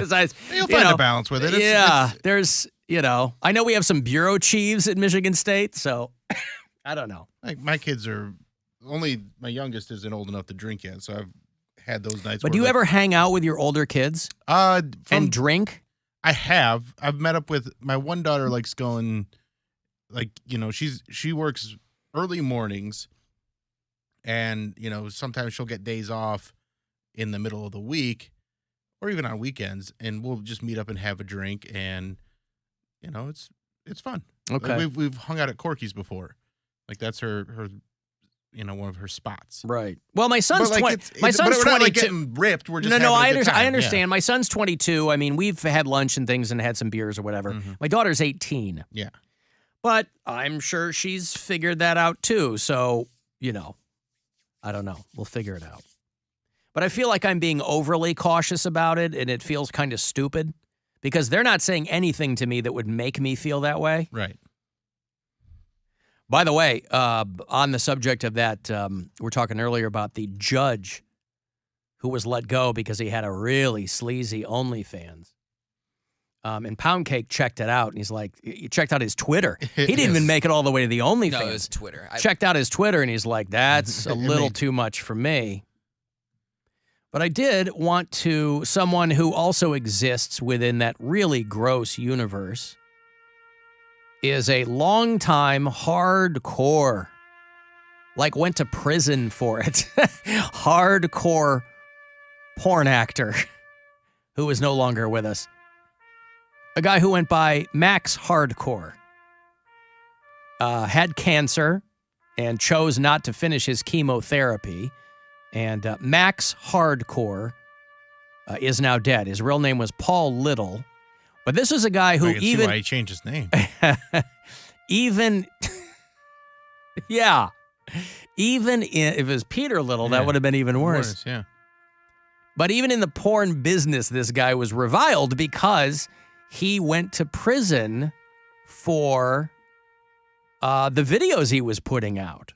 He worked in porn for 3 decades, and he really tested the limits of what people could get away with in pornography. It was a lot of kind of sadism and defiling these girls, and getting women, a lot of golden showers, making girls vomit. Dressing the women up to look like little girls. I can't believe that that's even considered porn, like the vomiting and stuff. There's something for everybody, boy. Like, I mean, you go porn. back to 2 Girls, 1 Cup. I mean, I don't even count that as porn. That is like I never watched it. I could not. I heard so many people freaking out. I mean, that was Watch 20 it right years now. ago. Watch it no, right now. I never watched it. Watch it right now. Don't want to. It's going to be a polar blast challenge. I know. You have to watch it live on air. The anal blast challenge. I know my limits. No, Max Hardcore is dead. He and his production company were indicted 15 years ago in Tampa. You're hardcore when Florida indicts you for obscene material by mail and the internet. This is back when they used to get people for obscenity over the internet. He got 46 months in prison. And he came out and he had cancer. And once he got out early, I think, and he started making movies again. Isn't that subjective, though? Well, there are obscenity laws, and if you run afoul of them, I mean, I think it is subjective too, but, we have to adhere. FCC regulations Yeah, I was kidding. That's on the radio. But that's why it's always been so argumentative, is how do you define obscenity? This is an argument as old as time. There's a famous line from a Supreme Court justice when it went all the way to the Supreme Court years ago, and he said, "You know pornography when you see it." Yeah, I can't define pornography, but I know it when I see it. Know it when I see it is the exact line. That's right. So I know it when I'm done.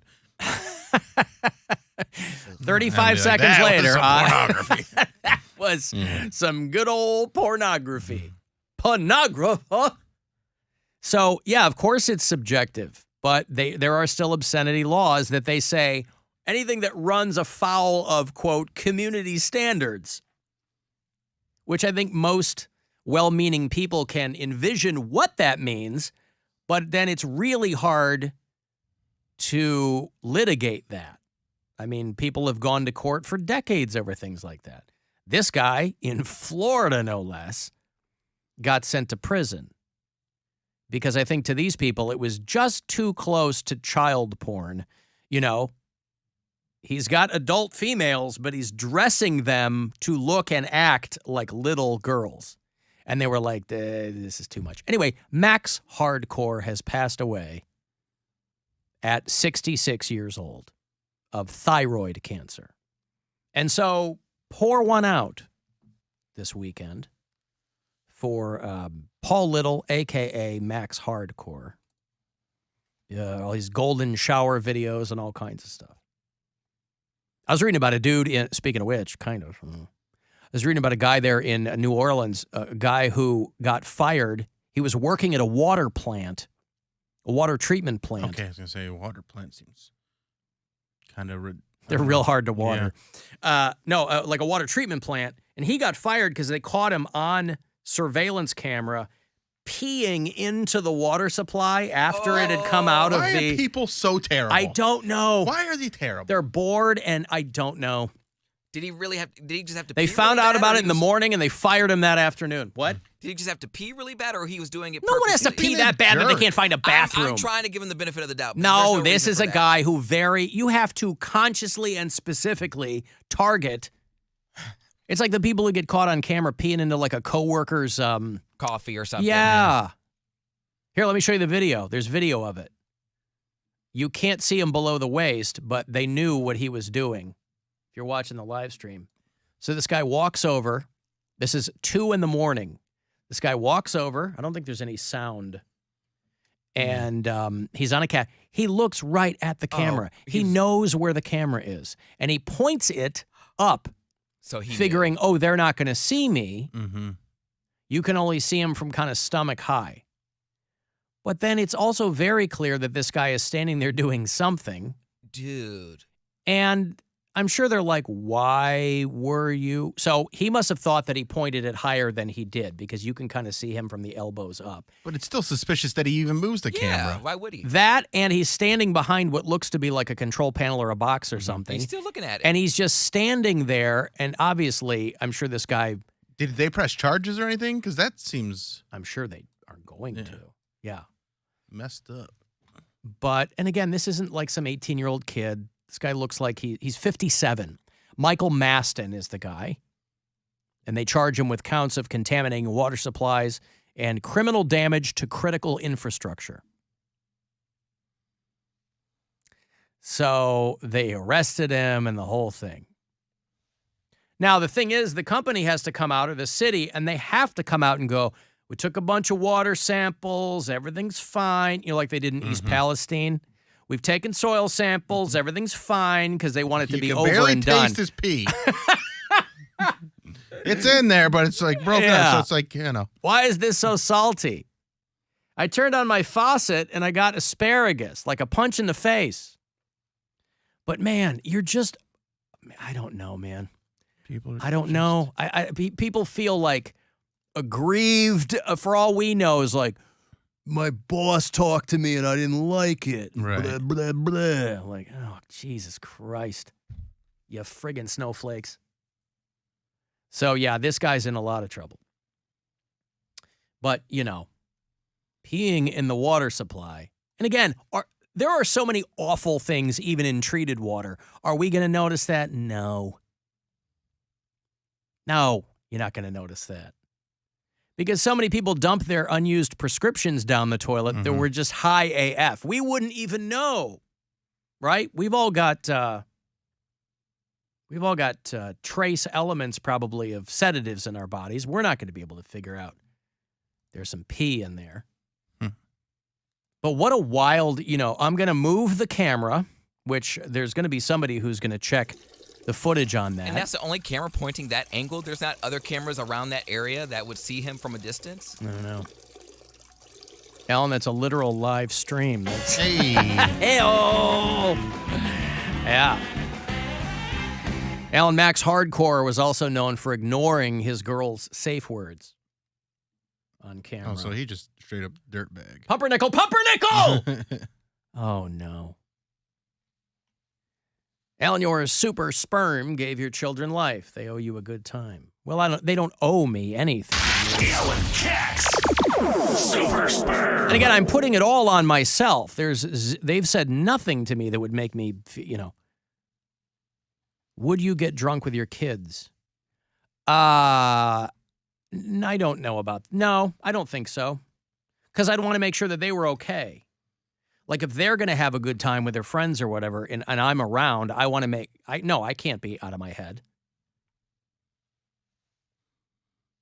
So, and again, people have different thoughts on that too. I remember I had friends whose parents would let them underage drink at their house. And this happens a lot. They're like, well, if they're going to do it, I'd rather have them do it under my roof, except it's illegal. Yeah. And, so, no, that's never been our vibe, me or my ex-wife. It's never been our vibe. I remember when my son moved to college and you do that first big grocery shop and we go down the liquor aisle. He's like, hey, how about it? I go, nope. I go, you're going to have no trouble finding booze on campus. I'm not buying it for you because you're underage. I'm not trying to be cool dad. Well, you aren't. I'm not. That's right. We know. I'm not cool anything else. Even had you bought him the booze. What's that? Even if you bought him the booze. Even if I had, that would not elevate me to cool dad status. Maybe neat dad, but not cool dad. Well, I am very tidy. If that's what you. How does that checkbook lady not remember getting in the wrong car? And did they even confirm they have identical cars? I had a lot of people text me who are firmly convinced that this is all made up, and I certainly couldn't argue with you. I don't know why. That's such a benign troll. Hey, why don't we tell people that you left your checkbook in my car? It'll be hilarious. Alan, do you remember the Tick? The supervillain starts a cola company as a front, but he puts a drop of his pee in every bottle. I do remember the Tick. Patrick Warburton was, when they did the live action Tick, it was only on for one season. Because I remember reading the Tick comic book 100 years ago, and they did it with Patrick Warburton. I watched that. It was Tick way cartoon. ahead of its yeah, the live action was way ahead of its time. Batman yeah. I don't know, whatever. I got to take a break. The Bill Squire Friday Get Down is within your sights. That's how we start the weekend around these parts, and we will get to it shortly. Guardians will play tonight, 10:10 here on MMS. Cavs are here at home. You'll hear that on WTAM 1100. If you want to text for anything here, 35192 to do that. AlanCoxShow.com for everything else. The Alan Cox Show on 100.7 WMMS.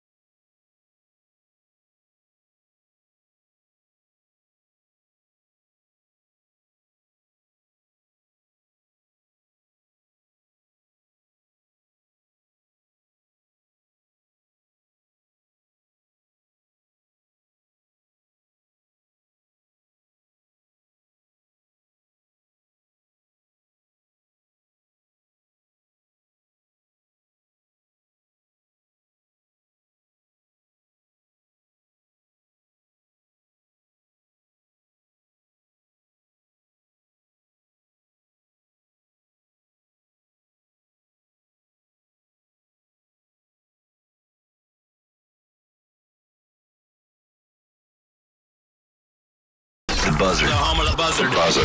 This is 100.7 WMMS. Cleveland. Call the Alan Cox Show. Idiot. Stupid moron. 216-578-1007 or 1-800-348-1007. The hottest band in the world, Kiss!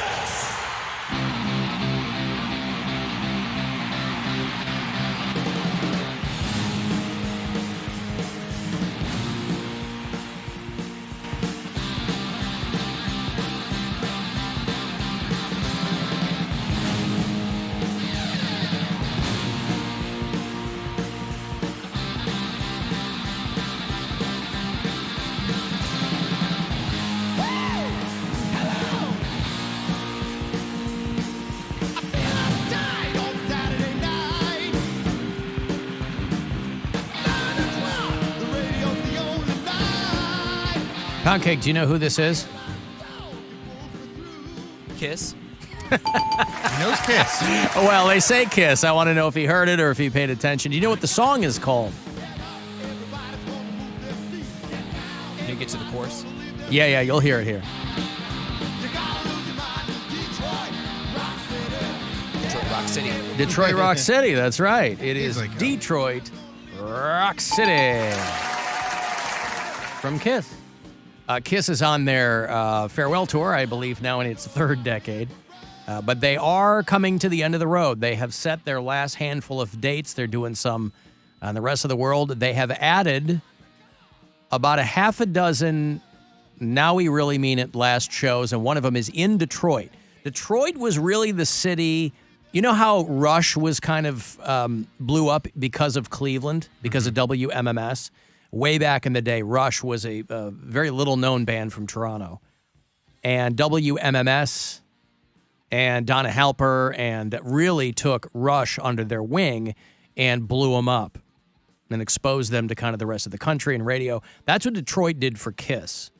And so Kiss has said that we're adding Detroit to our very last run of shows. And so Kiss has announced that they'll play the Little Caesars Arena on October 20th. That is about a month and a half before they end all of it at home at Madison Square Garden.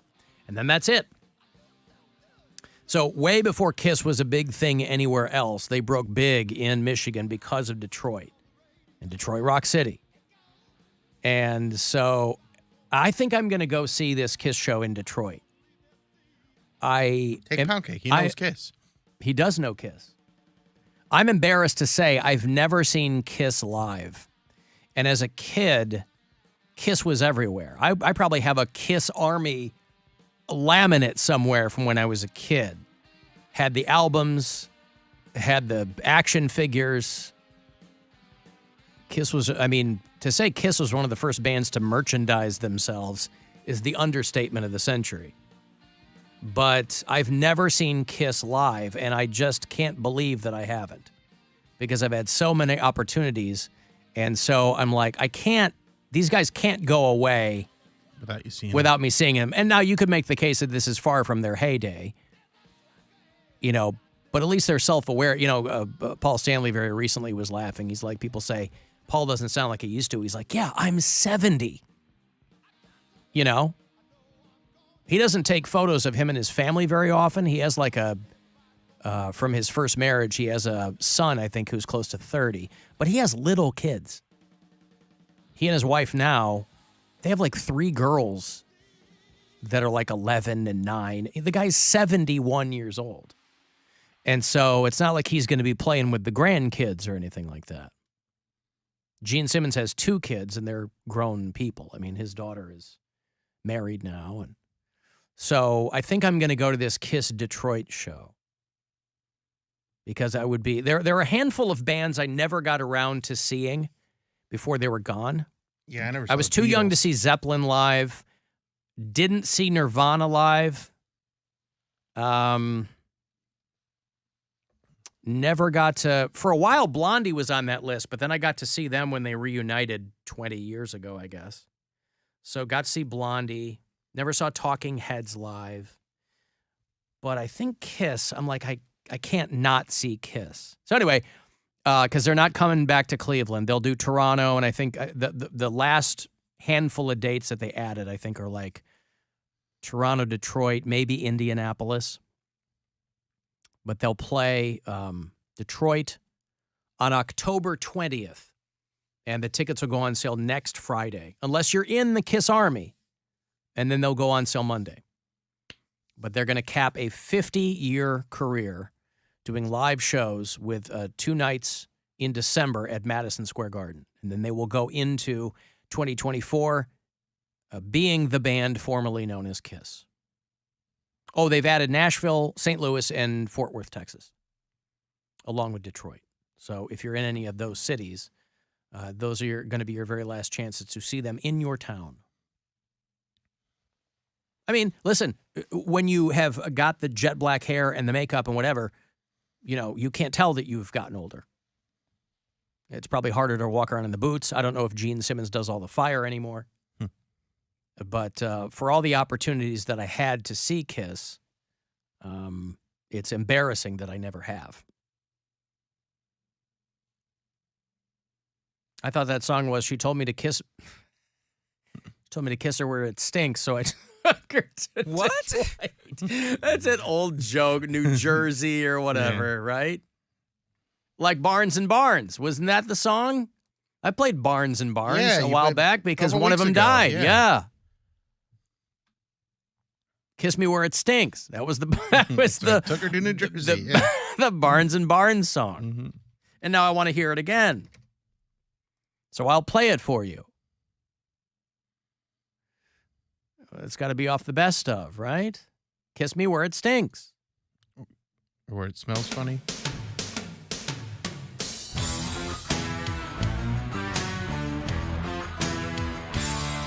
Brand new one from Barnes and Barnes. I'm the Buzzard, 100.7.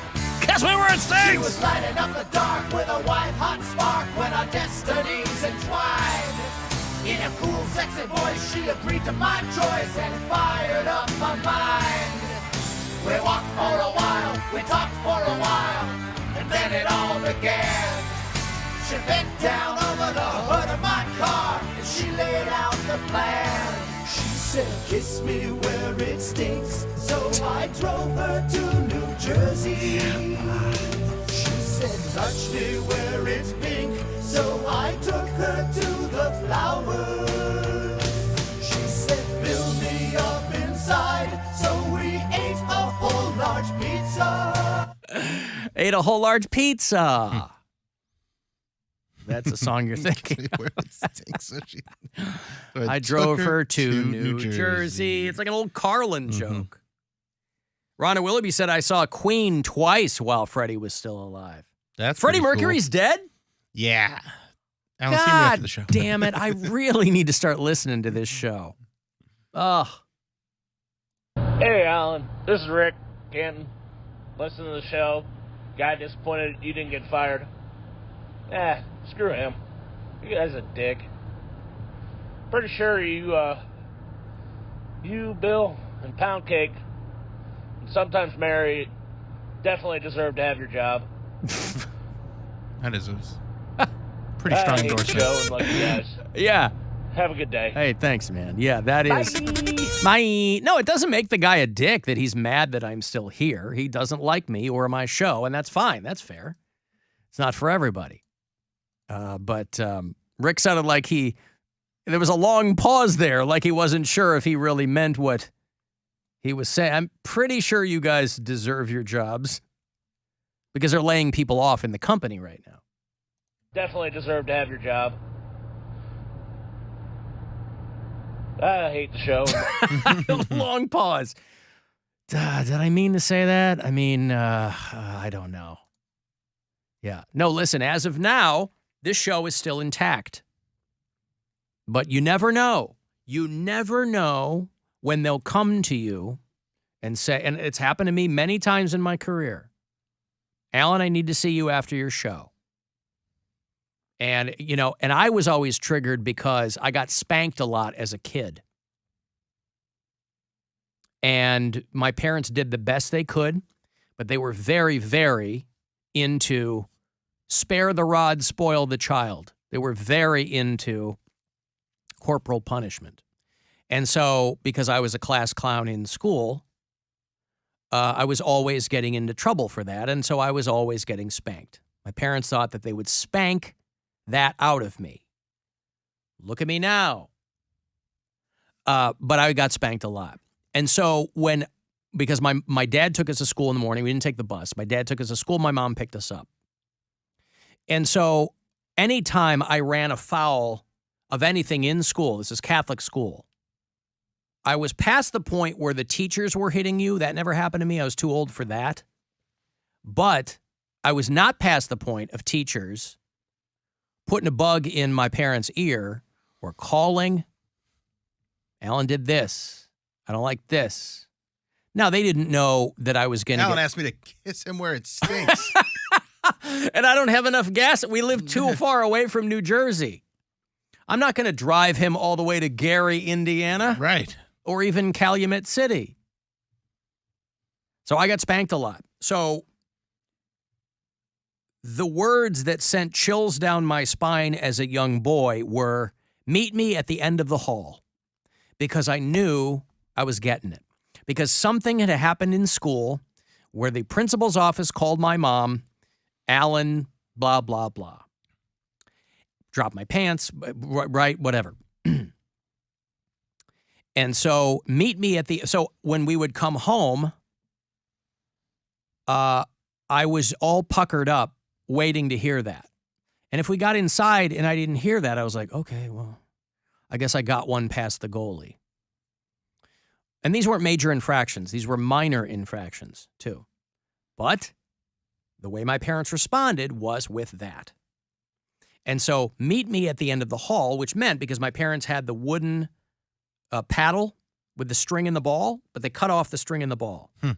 So the paddle was underneath all the towels in the linen closet at the end of the hall. So that's what that meant. Meet me at the end of the hall meant you're getting spanked. And so as a grown man in radio, to hear Alan see me after your show was not only triggering in the sense that I could immediately go back to being a kid, but it meant you're in trouble. Not even in trouble. It meant we're done with the show or we're doing something else or whatever. Mm-hmm. In trouble meaning you have to, and in this line of work, you don't just walk up the street and get a gig. You pack all your crap and you move to another part of the country. I got a text from one of our bosses today. It's like, hey, when you get here, come see me. And after what happened yesterday, I was like, uh-oh. But it was something. It wasn't about that. It wasn't about that. No. About something different. Yes. About you being a dummy. Yeah. Not being a dummy. Being a dummy. Just a dummy. But fine, I'll take the dummy. It's but it's triggering. But anyway, it doesn't make that guy a dick to be unhappy that I'm still here. He just doesn't didn't like it. But what are you gonna do? Alan, I wish I could have seen the original Alice in Chains. That's one of the bands I'm happy I did see. That'd have been cool. Saw Lane Staley in Alice in Chains in '92 at the Aragon Ballroom in Chicago. Wish I would have seen Linkin Park. That would have been one. Linkin Park, boy, I only saw them because for a while they did so many radio festivals. They played, my station in Pittsburgh is an alternative station, and Linkin Park did shows for us probably 4 times in the 8 years I was there, man, and I never saw a bad show from Linkin Park. And Soundgarden. Never once saw a bad show from them. Soundgarden saw a handful of times, too. So a lot of those early 90s bands, again, I never saw Nirvana. I saw Pearl Jam open for a band. But, I didn't see Kiss in 1977 when it was the original guys. It's going to be Eric Singer. He's from Elyria. He's been with them for 30 years now. Tommy Thayer, those guys. But I'll have to go see them. We have a lot of bureau chiefs who listen on iHeartRadio. We have a lot of people throughout the great state of Minnesota, including Christy, who listens in Duluth, Minnesota. I've never been to Duluth. My ex-sister-in-law is from Duluth. Been there a few times. But this jumped out at me because I think Poundcake had mentioned these people just randomly a while ago, that the band Big Time Rush is going on tour. Remember Big Time Rush? Yeah, I thought we talked They were like about that, that's what I'm right? saying. Poundcake mentioned it was like a modern day Monkees. I guess they're Like kind of a manufactured band. They're the last boy band standing, as far as I'm concerned. I don't know. Well, they're from Duluth, Minnesota. And the mayor of Duluth, Emily Larson, has declared April 4th, this Tuesday, Big Time Rush Day. And so it's very exciting for you bureau chiefs in Duluth. Their first studio album in 10 years is coming out in June. They're going to be here to play Blossom on July 17th. If you're a Big Time Rush fan, or if you were 11 then and enjoyed them, and you're 21 now and want to see them. But I don't know how they came up, but Poundcake mentioned them, and so I feel like they were on the even though they were Nickelodeon, they came up with the Jonas Brothers? Not even the Jonas The Brothers. Naked Brothers band? I think Hannah Montana blew everything so completely out of the water in regards to like a TV show making a pop star. Victoria Justice? Sure. Didn't she come up with them too? Victoria Justice was on Nickelodeon, yeah. But because they had a manufactured pop star within like Hannah Montana, all these other shows like Gotta Shake It Up or something like that, that's where Zendaya came from. Right. With Bella Thorne. Yeah, so those were all like massive hits. So they were like, we got to make these groups real. Oh, well, even it started even before with the Cheetah Girls. The Cheetah Girls was like a thing too. They went on tour. I'm always fascinated when these bands from TV shows play other countries. It's one thing if you're playing in this country where your show aired. But I Rush airs over there. They have Euro Disney. Well, okay, so like Big Time Rush is going to play Mexico City at a massive arena and Guadalajara, and they're going to play, which tells me does that mean that the show aired down there? Yeah, I imagine. Yeah, it's Disney. And they Disney. probably... But because otherwise they would have to only know them musically, which would be weird too. Yeah, no, it's guaranteed it's some type of promotion. They showed up at like some Disney store because they sell Big Time Rush merch. It's genius. You make a pop star. Wait, they were on Disney? I thought they were on Nickelodeon. I mean, sorry, Nickelodeon. Oh, okay. Sorry, but I'm saying they have Universal Studios. If anyone visits those resorts, you know a Big Time Rush. And it's genius because you get a manufactured pop star and make manufactured merch. Now these people visiting now want your merch because it's a part of Nickelodeon and the TV show, and you get to go see the band. So it's a win-win. So these people It's called vertical integration in the business. You know who brought these guys back? You know how they blew up again? iHeartRadio. Really? The music festival and the Jingle Ball. They grabbed these guys, threw them back up there, and people went bananas. And they go, oh, okay. Yeah, they were just on... Because that's a nice way to dip your toe back in. Hey, do people still care about us? Yeah. And then when you get out there and they're going crazy, you go, oh, okay. Well, let's do some new music and then let's go on tour. Make some money. It worked for New Kids. Those guys are all in their 50s. They're like, hey, do people still care about us? Hells yes, they care about you. All those soccer moms, all those girls who are moms now, taking their little girls. Yeah. So, whatever. Yeah, it made me think of you, Cody, when I saw Big Time Rush Day. Very exciting. And them coming to Cleveland. Will you go see them at Blossom? I'm going to take my mom to the Pentatonic show. So I don't... Same night? No, but I'm not going to buy tickets to both. You know how I am about buying tickets. I understand. Hey, Bill. Yes? Do you have any interest in starting The Weeknd? I would love to. Not the singer, The Weeknd. The Weeknd. Let's get it going.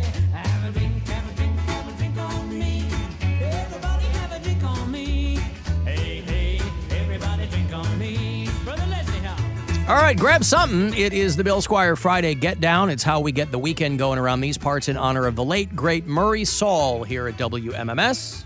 Take it away, William. It's Friday!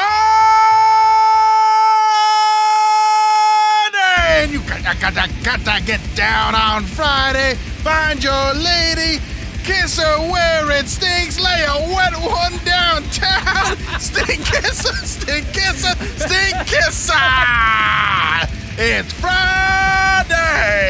Oh, man. I almost passed out on that one. Yeah. Oh, man. Stink Kissa. You wanted the best and you got the best. Yeah. All right, I got to run because I'm going to the yeah, Funny go. Stop. There you go. All right. So get your tickets to the Funny Stop. There's a few tickets left. FunnyStop.com. It's been a fun week. Bill Squire Friday, Get Down right there for you. Let me get the last thing out of the way here. We'll come back, wrap everything up, and be back after these. On our free iHeartRadio app and your favorite smart device. Just tell it to play the Alan Cox Show. On iHeartRadio. Buzzard Radio. The Buzzard. Is Rover. Where is their bread buttered? Right here. This show. Rock.